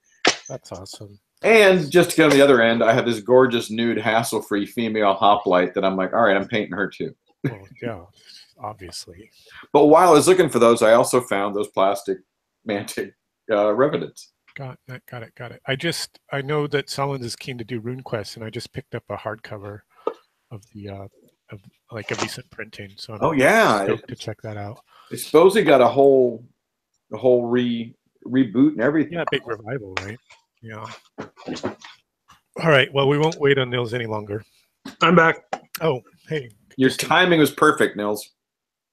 So I've sort of roughed out some of the areas that you've kind of explored, kind of tentatively, with the little bit of light that you had as this this chaos cultist sort of faded away into nothingness with an ominous warning providing support for the chaos lords.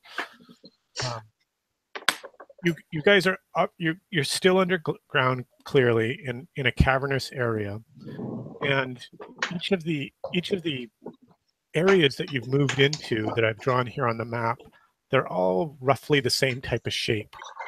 They're all roughly 40 feet square with 15-foot ceilings and 20-foot wide passages. The floor is not even, and subsidence over the eons has created areas where the passages dip or bulge. The walls seem solid, and their immense antiquity is obvious. And then and one of the rooms, like the one that's directly to the north of you, have small shafts cut into the ceiling that are about 1.5 foot square and extend up into the darkness. Like that liquid acid stuff could come pouring out of those kind of holes. No, remember those were like kind of nodules in the cavern ceiling. That's right. This is more like a hole cut in the ceiling, like an air vent or something. Yeah, I mean air vent or a murder hole. That's how you might equate it today. Is what that square is in the very center there? Mm-hmm, mm-hmm. As we're looking through these passages and stuff, are these looking carved out, or are they looking more natural? They're clearly carved, but they're ancient, right? And in fact, they're crumbling in some areas, and the earth is shifted in some places, causing the walls that may have once been true to no longer be kind of even, I guess. Okay. So that's why I say roughly 40 by 40, but right, for our note-taking purposes, that's sufficient. It was carved, but the elements have kind of taken over.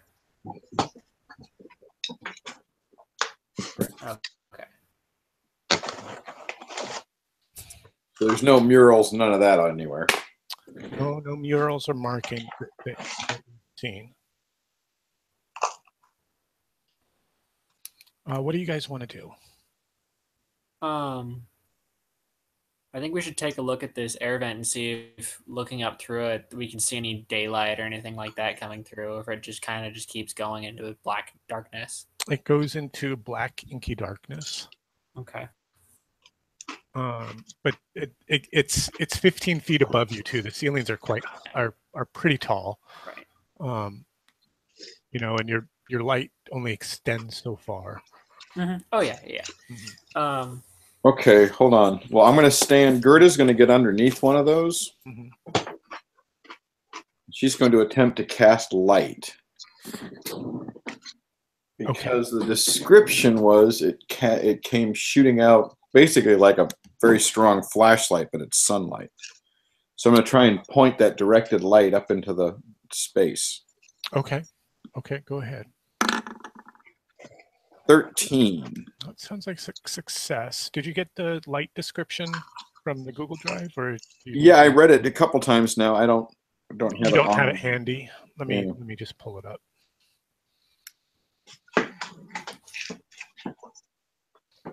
I haven't written it into the description or anything yet. Yeah, you may want to print off a copy just so you have it. Yeah, and write it into the character sheet. Correct. With her other spells. Correct. Let's see here.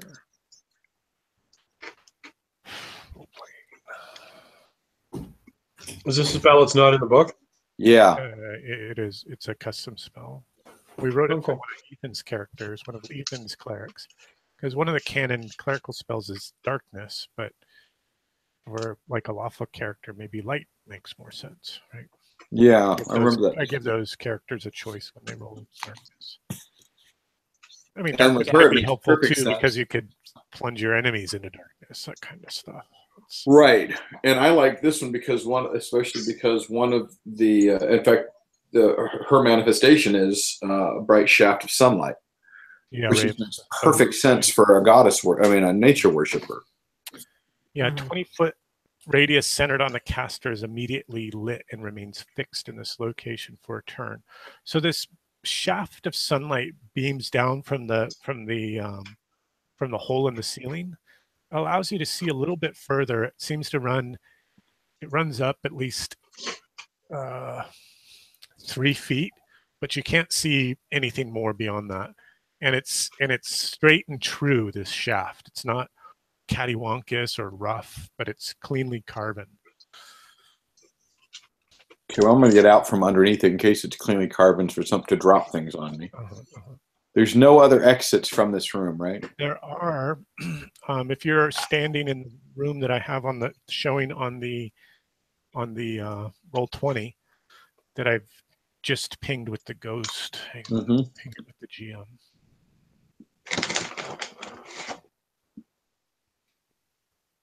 I've just pinged it with the, oops. And the squares, there's too small for us to climb through. Pretty small, even for Hammy. I mean, Hammy might be able to get his head into there, but he wouldn't be able to get his shoulders. Unless he like really, I mean. Yeah, it's not happening now. Well, you have all that oil. No. Grease them up. Strip them down. Grease them up. Burglar, do your burglar. No, we don't have the oil because Garrett has all the oil. Well, you have a little bit of lantern oil. Right, but I mean, Garrett had like jugs of the stuff. That's true. From the city of Farouk, right? Mm-hmm. Yeah. So standing in this room, there are exits to the south, from which you came from the mirror. Also to the east and the west, and the passages that run east and west lead to similar chambers that are 40 feet by roughly 40 feet. These ancient stones that have kind of crumbled and fallen, and but you haven't seen much further from that, and that's when I'm going to turn the mapping over to you guys. I will be tracking your position myself on my own map, but accurately compared to us, yes, I we're understand. fairly accurately. As we travel northwest, and we're actually going southeast. All right, so we don't know that those rooms to the right and left end. No, you have not entered them. You don't know if there are any exits from either. Okay, well, right or left, guys? Mr. Chairman, I suggest we check one of them. I say right because that's right. Which would also be, I say left because it's a left-hand path, which is chaotic. God bless it. Well, what is it? If you're going through a maze, if you stick to the right-hand wall, you'll always get to the center, right? Well, same thing with it, always stick to the left. Okay, Gerda. Miss Neutral. Hammy's using his piece of chalk to mark the walls as we're moving around. Oh, okay, good. So you have some frame of reference when, if you got really turned around, you'd be. I suggest you how do are you like going to be? How are you going to be marking them? He's going to be marking lines and dashes with arrows pointing back the direction we came from. So you could follow your route. So I can backtrack easily, right? Okay.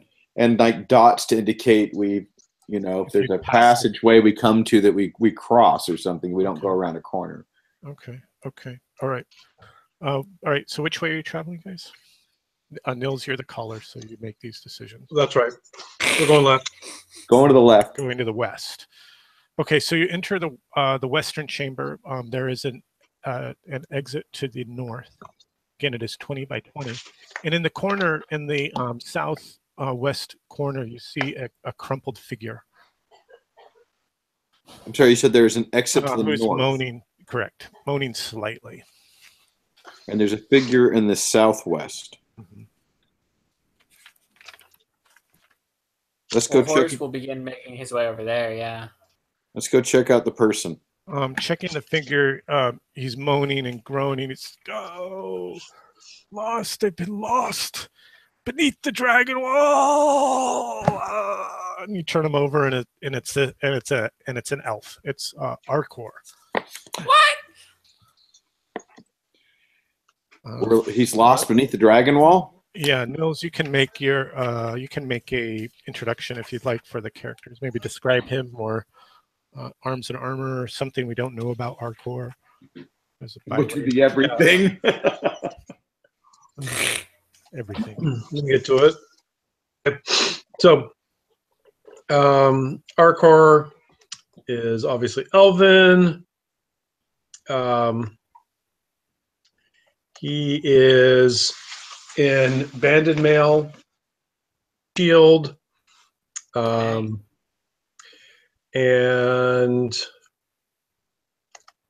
has a So spear as a primary weapon. It's banded mithril. Of course. Yes, yes. Check So it's penalty, extremely shiny. its check penalty is -3 rather than -6. Right. Thank you for reminding me that. I will certainly update that check penalty. Does he There we go. look really buff? Like more than strength 13 buff? Yeah. No, Oh. but he looks very healthy. Well, no reason to Looks- hand him the bow is my point. Right. that Yeah, was I the know, question. And just by his movement, you can see he's a little bit Drunk? no, just the opposite. A little life in his movements, A little Legolas. maybe.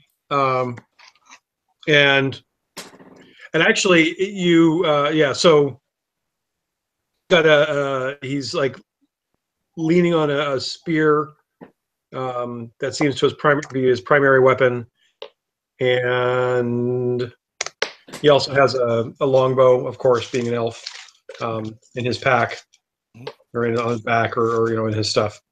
Okay. Cool. Hail and well met. Are you wounded? Are you injured? Do you need help? Arcor has suffered 1 point of damage. Nils, Arcor has been somehow become lost, probably in some sort of arcane ritual, found himself trapped beneath the dragon wall. Okay. The dragon wall is sort of a legend, even for elven kind, and it's extremely painful to you. You suffer a -2 die shift while you're in these passages to all of your action dice. So you'll be throwing D14s until you can find your way free of the caverns beneath the dragon wall. And why is it so painful? Are the caverns infused with iron? They might be dwarven. They might have a strong iron content or an iron vein running through them. But for whatever reason, this has got you all effed up. It's almost like these were designed to hold elves. Yeah, Horace might. Yeah, Horace could assume something like that. Though Horace isn't necessarily the brightest. He just hears, elf not doing so well. Elf prison Plays bad for elf. Right. That's about as far as he gets in his thought Very process. direct in his thinking. Very direct.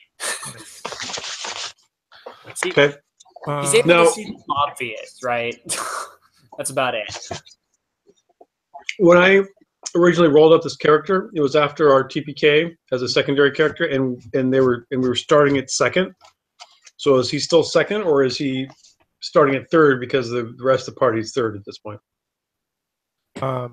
He is starting at second level. He was rolled after the TPK, correct? Yes. Yeah. Okay, that's fine. Just so we know. Okay, so yes. I think, wasn't it that you said from now on replacement characters, you take the highest level in the group and you're one level lower. Correct. That's All right, right. Okay, that seems yeah. real. Yep. Okay. Horace takes So- one look at the new elf and takes out the black bow and says, "You look like you could use this. Do you want it?" Am I? Does it look like a bow? I mean, it's black and obviously It's not arcane. Not- You'd get no sense of any arcane power from this thing. okay. Well, I just looking at it, I can tell that it is a very strong bow, and I do not believe that I would do well. It would do better than what I have. So what is Arcor's strength? 12. 12. Okay. Yeah, he has no mighty deed Yeah. with which to draw it with a strength of 12. In fact, you're sure you couldn't even draw it, Arcor. Yeah. Okay. Then but Horace will go ahead and pull the bow back and put it back on his back. If nothing else, we can sell it. Exactly. We're going to need the money. Yeah. That we Okay, are. you guys are in the western chamber. You've just made acquaintance with a new companion. There is a passage leading to the north and back the way you came to the east. I suggest north. Now, real quick, the passage to the north, is it roughly the same size as the one to the east? It's identical. Okay. In construction, irregularities, undulations. I just want to know to draw it about the same. Yeah, 40 by 40 with 20-foot wide passages. You move to. I think that this is going to be an intentional. I think everything's going to be the same size and make it easy for us to get lost. I agree, which is why I mentioned Hammy and the chalk. Mhm. And that's why I mentioned always hugging the right wall. Yeah, I'm marking on my map where you've been, so I'd be able to represent your symbols on. Could you become lost? Yeah. And since we went to the left, I guess we're hugging the actual left wall instead of the right wall. But Ethan, that was an excellent point. That's supposedly how Theseus got through the labyrinth. So we're going to head north by hugging the left wall, that passage. Okay. You head north. It opens to another 40 by 40 chamber. There's an exit to the north and to the east. And above you is one of those 1.5 foot squares, one of those air vents. I'm going to call them murder holes. Murder holes. Murder holes above you. Because there's no way it's something nice. It's probably a hole to watch us, but... All right. You said the exits were to the north and the east? North and the east, correct. Okay. And Ethan, you said you're drawing in Google while I'm drawing it on paper? Mm-hmm. Okay.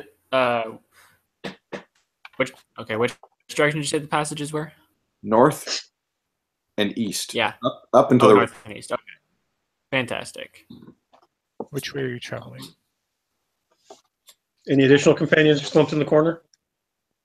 No additional companions. Good call. Had to check. So Well, let's based keep on going north. based on the Leftist. mapping, I'd expect if we managed to go 2 passages right, we'd encounter another passage with a little hole. So Good point. But let's keep going north. okay. Okay, traveling north. Another chamber with an exit to the north and west. Oh boy. Up and to the left. And from the darkness, you hear a hissing. Make an opposed I fucking reaction test. A what test? Opposed reaction test. Oh, good lord. Party leader Oh, good. Party leader. versus. Let's see. What is my reaction for these fellows? No, not that. fucking snakes. Really? Fucking snakes. It's always got to be snakes. It's just a gas leak. Don't worry about it. B to 5. So reaction. What is reaction? Reflex. Yeah, sorry, reflex. Okay. Opposed reflex. So whichever of your two characters This is has a higher agility. Yeah, this is a check for surprise. Right, but I'm assuming it's not going to be Ericor since he's got a -2. No, Oh, go right. 'Cause whichever. he's at a D14. Go with your better one. Yeah, always go with your better, whatever the roll is. I think they're There aren't any multi-characters, yeah. okay. I Oh, thought you mean a -2 dice shift. Yeah, Ericor is like kind of limping around in the background, being supported by Hammy. Sort of got his hand on Hammy's head. Hammy's happy. Right. Now, Hammy and wants Warren to fight. Gerda will help if she can, but I have a feeling that she. oh, there we go. Sorry. Okay, there you go. So you win. Oh, So you're there not you go. surprised. Out of the darkness comes this bounding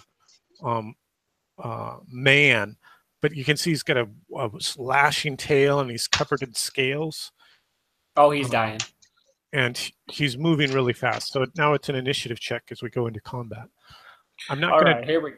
I'm not gonna draw this out. We'll just theater it just for simplicity. Yeah, Because if you have to, it's already drawn out. it's only Yeah, one. we already have it. Yeah. Put your guys in that western chamber. Passage. But remember, these are 10-foot squares now rather than beat a 19, 20. Oh, or is anybody spell? 19. Did we get to spellcast? Oh, sorry. Yeah, is anybody casting a spell? I'll re-roll that. I would like to. No. All right. Casting from Gerda Ah! and beat a 18. How was it a 19 when you rolled an 18 and then an 18 when you rolled a 12? Because I'm the game master. Who's rolling? You are. That's what. Great. Yeah, party leader will start the rolls. That's it.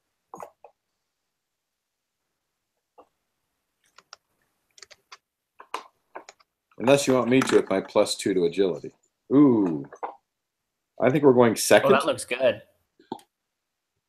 Because I rolled. I don't know. I think we might be going 1.5. Yeah.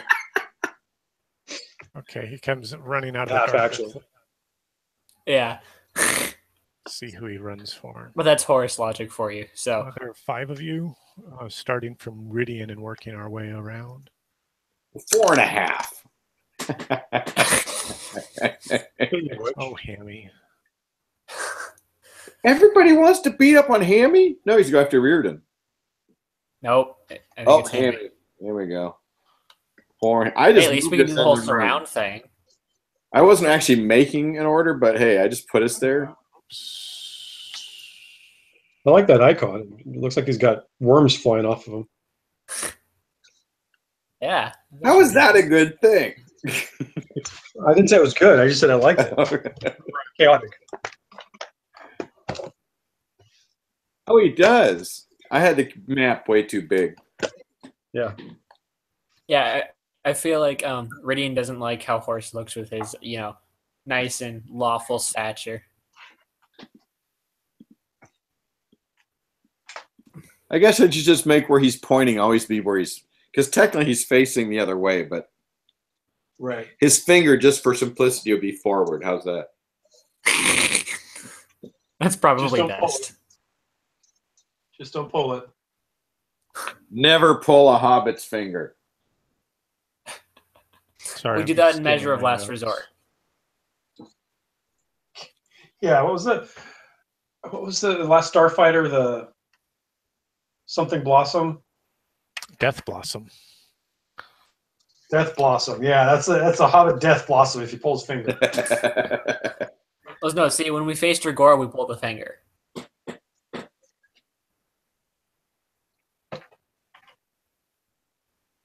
Sorry, I'm just skimming my notes, guys, about that. Hey, no, hey, go right ahead, as long as it doesn't kill us. So for Christmas, for my nephew and niece who recently discovered miniatures painting this year and are really into it, and both into fantasy and into sci-fi, but the niece more into fantasy, I picked up some of the pre-primered D&D plastics. Mm. Ah, yes. I think WizKids makes them. All in all, Yeah. really nice. I got them clerics and wizards and bards, and Yeah. like the clerics have clear plastic at the hands, so it's like they're casting spells. They're pretty decent I with picked, figures. I picked up some of those guys. Yeah, and $5 for 2 of them, and I picked Oh, I up. know. It was like, I had to buy a wagon for myself because I just had to buy something for myself because I'm spoiled rotten. But I wanted to paint one and see how they were, and you can't have too many wagons. And they're nice little models. They're all right. Yeah. I've been using them, giving them to my dad as presents for all the different like GM stuff with like mimics and ghouls and Yeah. other terrible things. It's perfect. Yeah, it's a wonderful RPG collection. Oh yeah. Oh, and I gave him swarms of rats. You know, Ethan, Okay. now I'm suddenly seeing reasons to have had kids. All right, guys. So this humanoid shape comes bounding out of the darkness on all fours, but like a man running on all fours. He's got a great lashing tail behind himself, a reptilian head, and he's with hissing. a huge red tongue, and moving incredibly quickly. You also notice that when he appears into your light source, the light's like shining through him.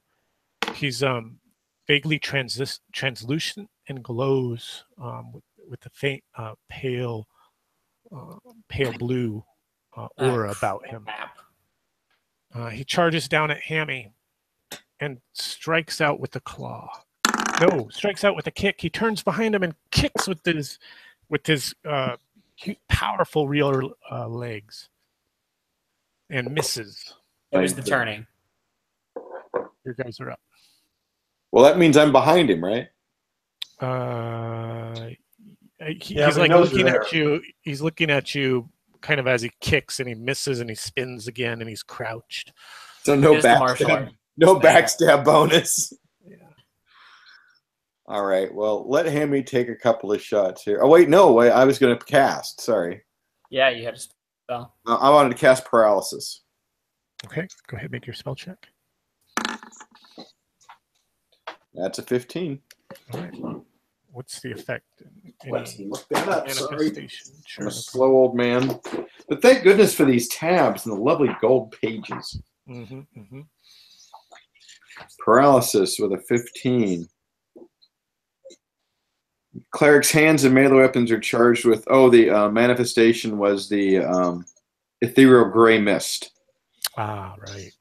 The cleric's hands and melee weapons are charged with the energy of paralysis. The charge remains for 1d4 plus the cleric level rounds. Any attack by the cleric during this period delivers normal damage plus paralysis if the target fails a will save.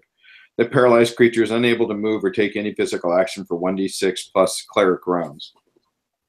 All right. So if I hit him with my weapon, I'm paralyzing him this time. I didn't roll high enough. Right. So the mist swirls up around you and, solidifies itself around your long sword. And the tendrils of that same gray mist floating off the edge of the blade. What a cool look, huh? Well, I better take my attack. Right. Yes. We'll let Hammy do his attacks. Hammy do his. And then Horace will come in and try and do whack-a-mole. And the girder will try to paralyze him last. Okay, so Hammy got an 11 and a 16. Oh, AC 9. Wait. Oh, shoot. No, that's a 13 and an 18 because he has a +2. Oh, goodness. Oh, for his attack roll? Yeah. For his level? Mm-hmm. Yeah, it's kind of new to me.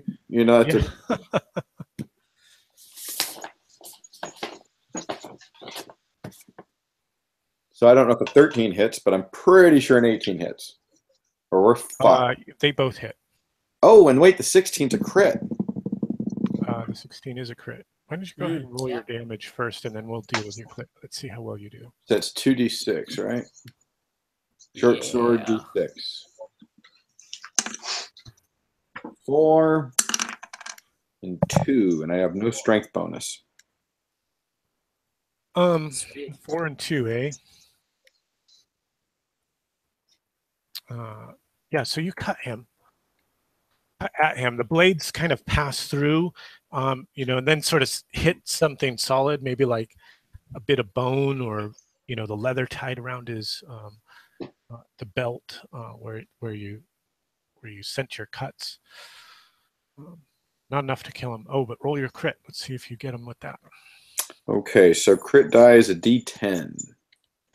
And you are a halfling. 2. 2. Any luck modifier up or down? What?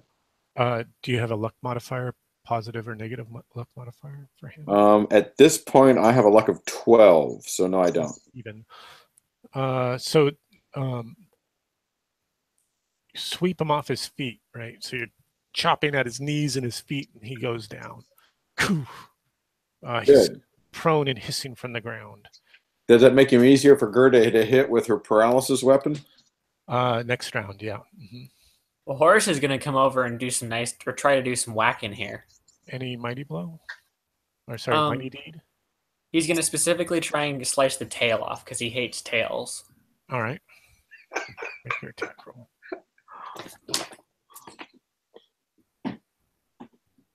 That's why you hate hats? I love group. Oh! The deed did not go off, but that's a 19. Yeah. It's still a hit. Go ahead and roll your damage. Still a crit. No, it's got to be a natural 19. That's got to be natural. Oh, I see. 10 points. 10 points. So, yeah, you Nice. go to cut the tail, but you cut him in the midsection instead. Yeah. Twitches a little bit and then lays still and then fades away into nothingness, pale blue nothingness. Horse chuckles. Okay, hold on. I need to check something. You guys are standing in a chamber with the passages to the north and west. Out of curiosity, when Horace went ahead and dug his sword into this guy, as he pulls it back out, is there any blood on his sword? No blood. Okay.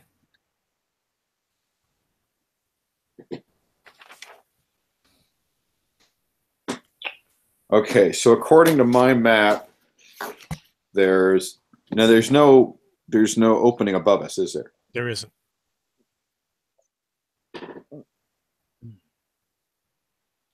Well, Nils, I assume we're going to the left? Yes. Okay, Because So I'm sticking to the unfortunately, left. traveling to the west, you enter another 40 by 40 chamber. Mm-hmm. There is no air shaft above you. And there's a passage to the north. This is straight up out of Legend of Zelda. I just want to point that out. Oh, is that What?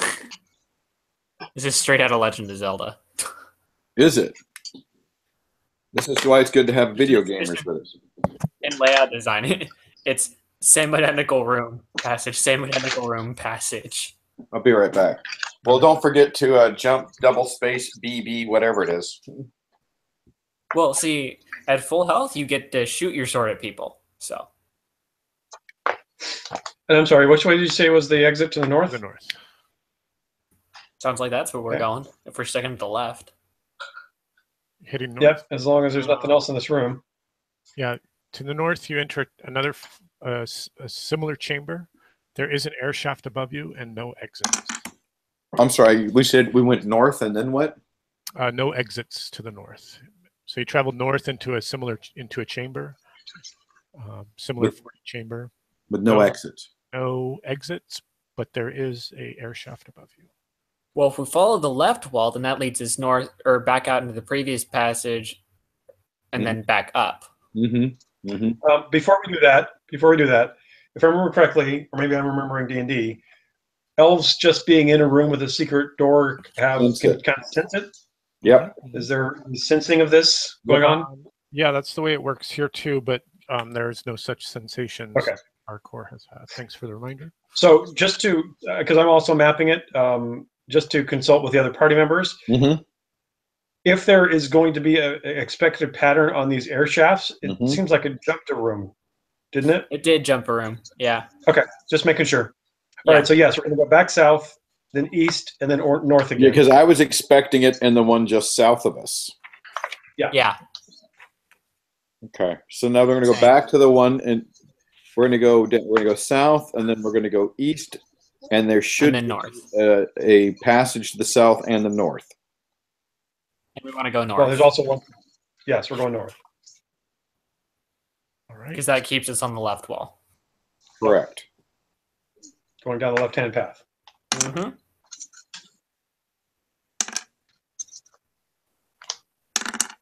Past This is not good. We're going to pass the jetty on the left-hand side and get stomped by something. Traveling into the north, you enter a common chamber Ooh. with an exit to the east and an air shaft above you. Huh. You said a common chamber, meaning the exact same thing we've been in. Yeah. I think I'm gonna use that description. We will assume that they're all identical unless you say otherwise. I think common chamber is perfect. Okay, we'll keep going down to the east. All right, traveling east. Okay, but this air shaft is in the correct pattern. Traveling east, you enter a room, Yeah. a common chamber with exits to the north, east, and south.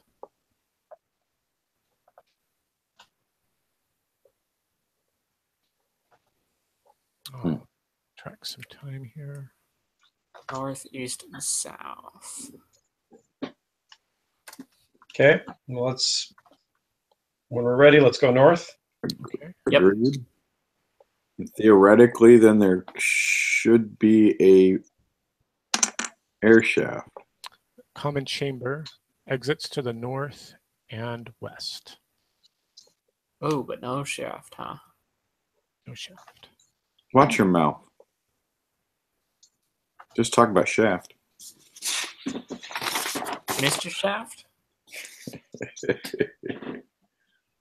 All right. So we're gonna head our west? pattern is to go west. Yeah, we're gonna just Yeah. move by the left side. Move by the left side. You enter a common chamber with an exit to the north and an air shaft above you.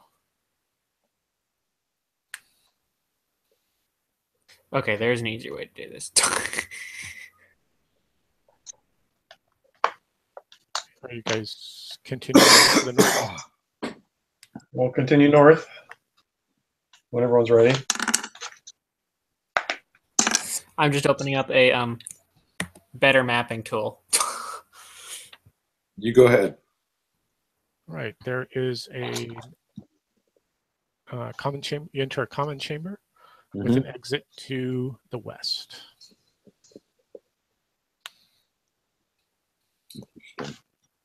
Carry on. My wayward son. Yeah. West. Oh, I'm sorry. You said west. See, damn it. That's the left. Yes, thank The you. other left.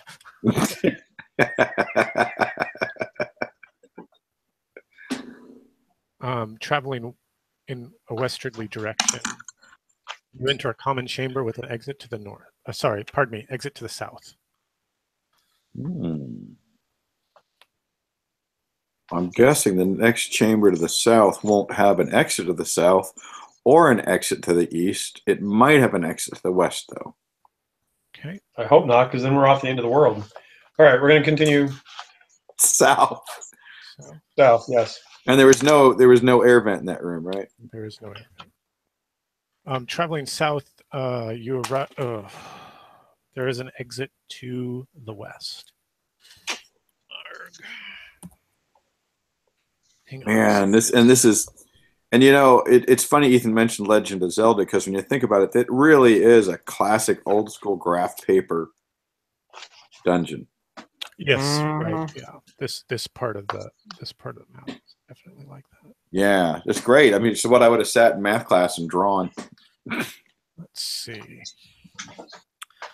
This passage to the west goes some 40 feet, sloping downward until it emerges along a slough of dark water and sad-looking reeds.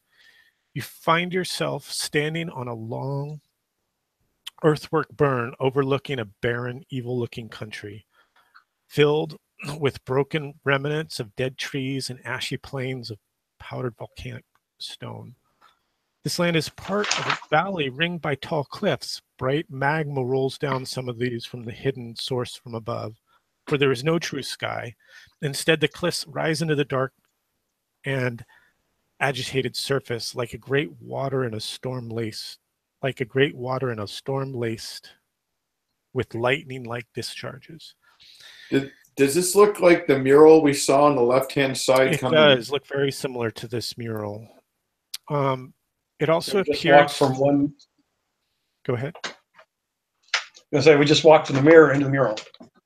Well, Right. no, but notice that on the left-hand side is the side that we're emulating, and we went left. Correct. So if we go to the right, we might run into the land. Happy place. It would sure be nice to run into some ponies that were nice to us and just wanted to be friends for once. Let's see. It That's appears just too much to ask. So basically, the 40 foot just opens up into this open space, right? there's a passage on the western wall from this common chamber, this last common chamber that you entered, and it kind of slopes downward out into this where you're standing on this earthen berm. Out into the dark world. Yeah, so it appears to be, like a setting sun, like the darkening of the sky just before full nightfall, casting the land into fitful shadows. Looking behind you is a dark stone wall marked with horned towers every 100 feet or so. Although fires seem to burn within the windows of these towers, there's no sign of movement within them. The wall appears to be at least 200 feet high, and the towers rise another 50 feet above it. It's a jagged parapet. Let me give you a little more visual with the proper map. It's a really big elf. Let's see. I need to create a new map. Hang on, guys. I'll get that going for you. That's fine. They can catch me up to speed on just how many rooms were visited while I was bringing up my new Happy software. Oh. I don't think any new ones. No new ones, yeah. Let's see here. But I'm wondering how we would get out.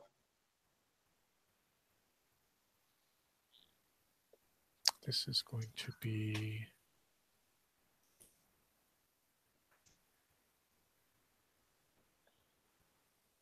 I know the elf feels better out here, but the question is, do we want to go back the way we came? Back into that center area and start exploring the right-hand side and see if it gets us to a world that isn't all fucked up? Well, I guess the point now is, we're obviously, because the mirror is now a solid mirror, we're looking for a way back out. I guess the point of that's what we're doing right now. Correct. Yeah. So, being the fantasy readers that we are, I have a feeling that we're going to have to go to both lands to find a key to get back through the mirror. But Probably we're going to have to appease some grand monarch in each land, and yeah, good point. Just like the last one. So there's no reason to turn around and go back, is what you're saying. We should go ahead and see what's ahead of us. Actually, it's probably a very good idea to do this one first, because since it looks such a horrible land, that it might be more dangerous, and therefore, since we were healthier. Yeah, but the other one looking all sweet and light is just deadly as hell. Yeah, probably, but but wishful thinking. Wishful thinking. Yeah. So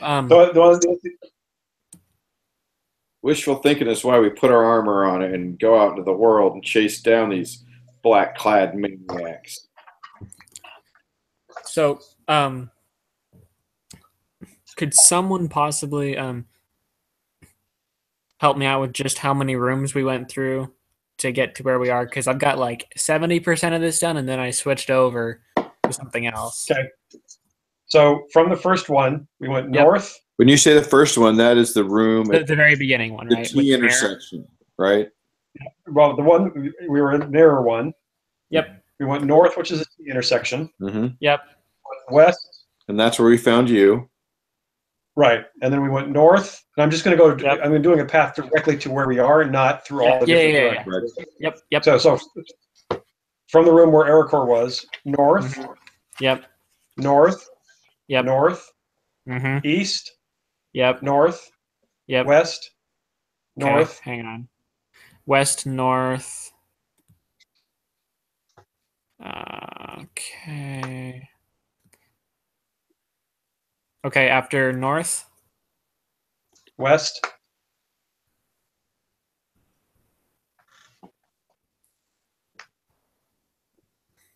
Jeez. Okay. And then south. South. Oh, okay. And then from that room, that was where we got the 40-foot corridor that went down out into this land. To the west. To the west, yes. Not back, doubling back. No, and I think sun down in the west, and the other one's going to have the sun rising, and the kids will be in the east, and all that. So from south we went west. Which is the other thing. Yes. Okay, and that's the west was the passage. Correct.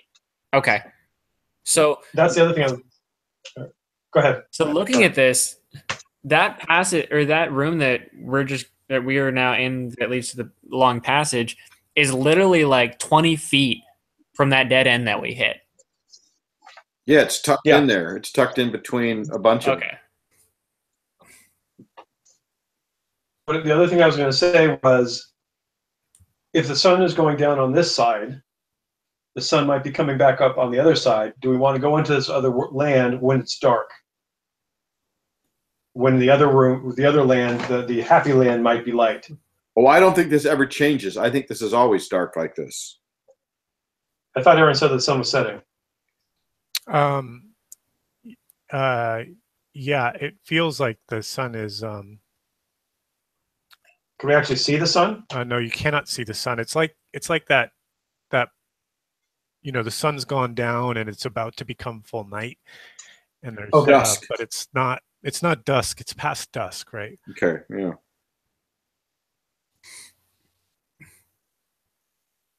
Now, as far as that goes, in our timeline, is it what time is it for us? It's approaching dusk. It's at least it's coming. It's like 4 o'clock. So remember, when you started this day, you awoke and then you pursued your quarry into those jagged hills. You crested the hill and you looked down on them into the Dragon Mouth Cave, and then you entered the Dragon Mouth Cave. And that was about kind of noonish when that happened. So you've been traveling for at least 4 hours through this area. Yeah, this is not like a nice place to camp, is my thought. The new map, yeah. Well, I would scary. I think that. Well, I guess it depends on what you mean, this place, but I would think it would be better to camp at the mouth of this entryway where we have a relatively defensible space, as opposed to just going out into the land. Yeah. Yep. I would caution that whatever creature that was, it seems like everything in that maze was kind of phantom-like. Yeah. So my guess is those phantom creatures are probably just like spawning or something in there. Right. So spoken like if a we true stay here, video game. We're probably gonna get attacked throughout the night. True. I think we're gonna get attacked throughout the night, no matter where we are. Fair enough. But I think we have a better chance of keeping watch in that kind of spot. So, Aaron, you're saying? Yeah, sorry. We're now to a point in the module beyond what I've read. So well, it's also 9 minutes. It's also 9, yeah. It's also 9 to 10, so it might be a good point to stop. Unless you guys want to go back into the maze. You could certainly do that too. Well, really, our question is: do we want to, make camp here in this opening, or do we want to see if there's a way into the nice world? And then camp in the nice land. Well, the idea is that I thought that the sun would always be up in the nice land. So but yeah, I see what you're saying. But again, of course, the nice land is never truly nice. So. But it is sunny, so at least it'd be warm when we're sleeping.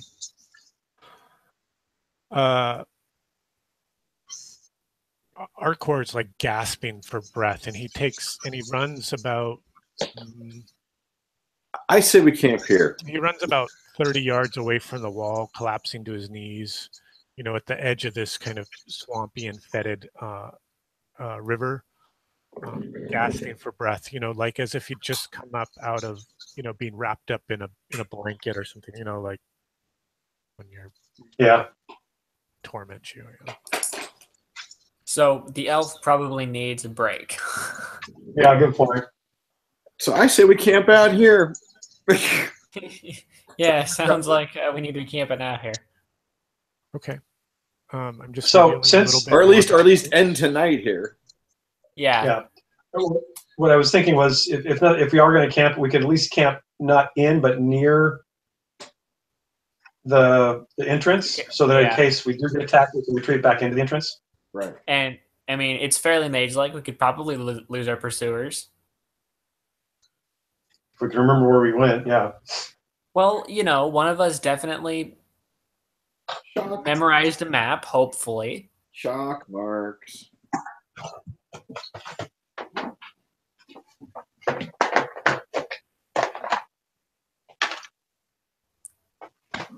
Yeah, so let's if nothing else stop here, and we can decide what our next steps are. Next session. Okay, cool. Mm-hmm.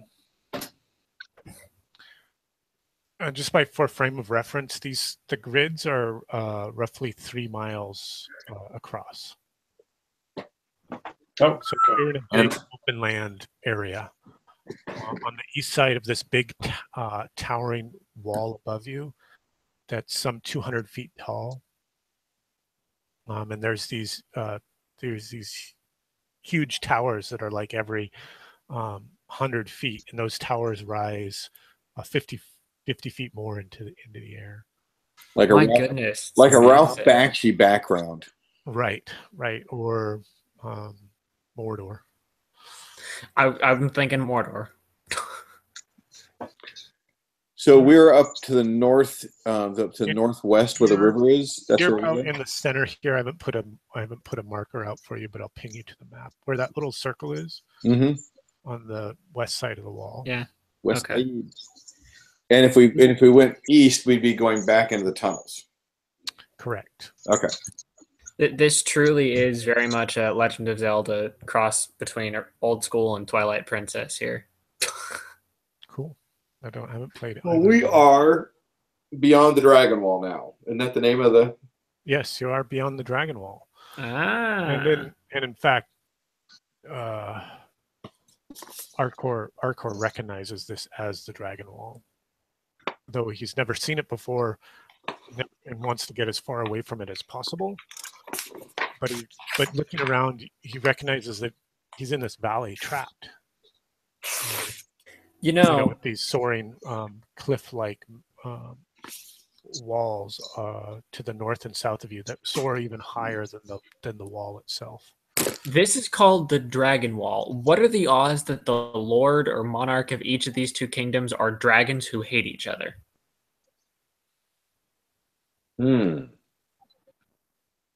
Interesting idea. And the Dragon Wall is literally a wall preventing the dragons from going to war with each other.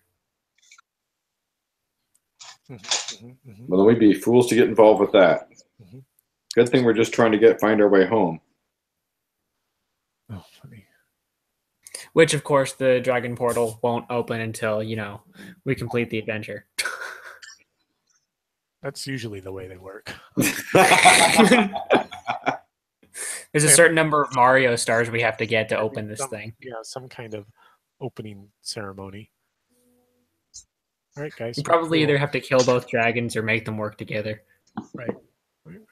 Well, you'll find out maybe next week. Well, I hope we don't find out that we have to kill dragons. Read some more of the module and hopefully be a little more prepared. So any pros or cons for you? I know felt like we didn't do a lot tonight, maybe because of our late start. Well, and because so much of it was mapping almost identical squares, it feels like not much happened. Right. Pro for me would be I now have done even more damage than I've ever done in a single attack before. Oh, okay. It's, yeah, your horse is a force to be reckoned with. The new personal best. We're gonna keep that tally going here. See if by the end we can cross the 40 threshold. For me, I like the combat in the darkness in the darkened chambers. I thought that was kind of fun. Playing with this idea that there's an enemy that's outside the light source that could see you, but that you can't see them. Right, because we're illuminated by light, so we're obviously marking to the rest of the world that we're here. It's always sort of a challenging puzzle that I've thought about. If the party's in a dungeon exploring an area, doesn't that mean the wandering monsters kind of always see them coming? Right. If it's a big enough space, absolutely, you'd think so. Yeah.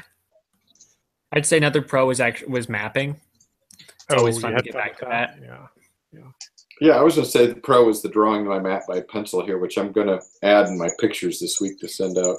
Ooh, can't wait to see. Yeah, I actually am pretty happy with how this thing kind of came out. Yeah, I like this. Were you doing Google Drawing, or what tool are you using, Ethan? I was using Google Drawing, and then I ran out of space, so I went over to Publisher and just made it way easier.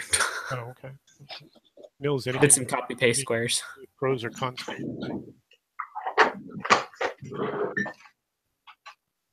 I'm sorry, were you asking me? Yeah. I say my main pro is getting Aircore out.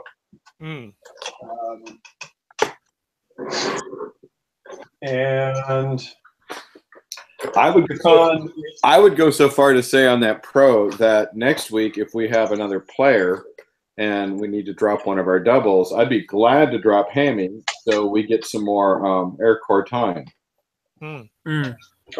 Cool. That would be fun to see. See more of this new character. Yeah. And my con is that I'm yet again still not king of the world. Oh, are you? Okay. Why don't we do our camping, kind of our record keeping for the camping that you guys are setting up? Go ahead and recover 1 hit point and 1 stamina point. And 1 luck point, baby. 1 point of spell burn and 1 luck point. And clear your disapproval. Fuck yeah. And consume a ration of food. Oh yeah, I did. Actually, let me check. You guys are camped, and that means you'll be entering the 3rd day of the harvest on the morrow, and there is a spell effect, which is going to be +1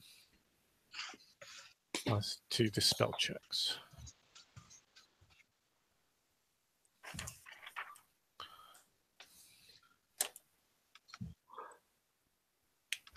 But you do know those of you that were astrologers or familiar with the star charts, you're rapidly approaching a period of penalties to the arcane forces. Uh-oh. That's not good. But they should wane, waxing and waning? Yeah, they should wax wane. To get bigger, wane to get smaller. They should wane and then wax. They'll wane for 2 days, and then begin waxing, then waning, then waxing. Well, that's true. On the 7th day of this cycle, I get a +5 to my food-based spells. Yeah, that's the Feast of the Horn of Plenty on the 7th day of this fortnight. Maybe we try and bring Garrett in for that to give us more rations in the middle of this.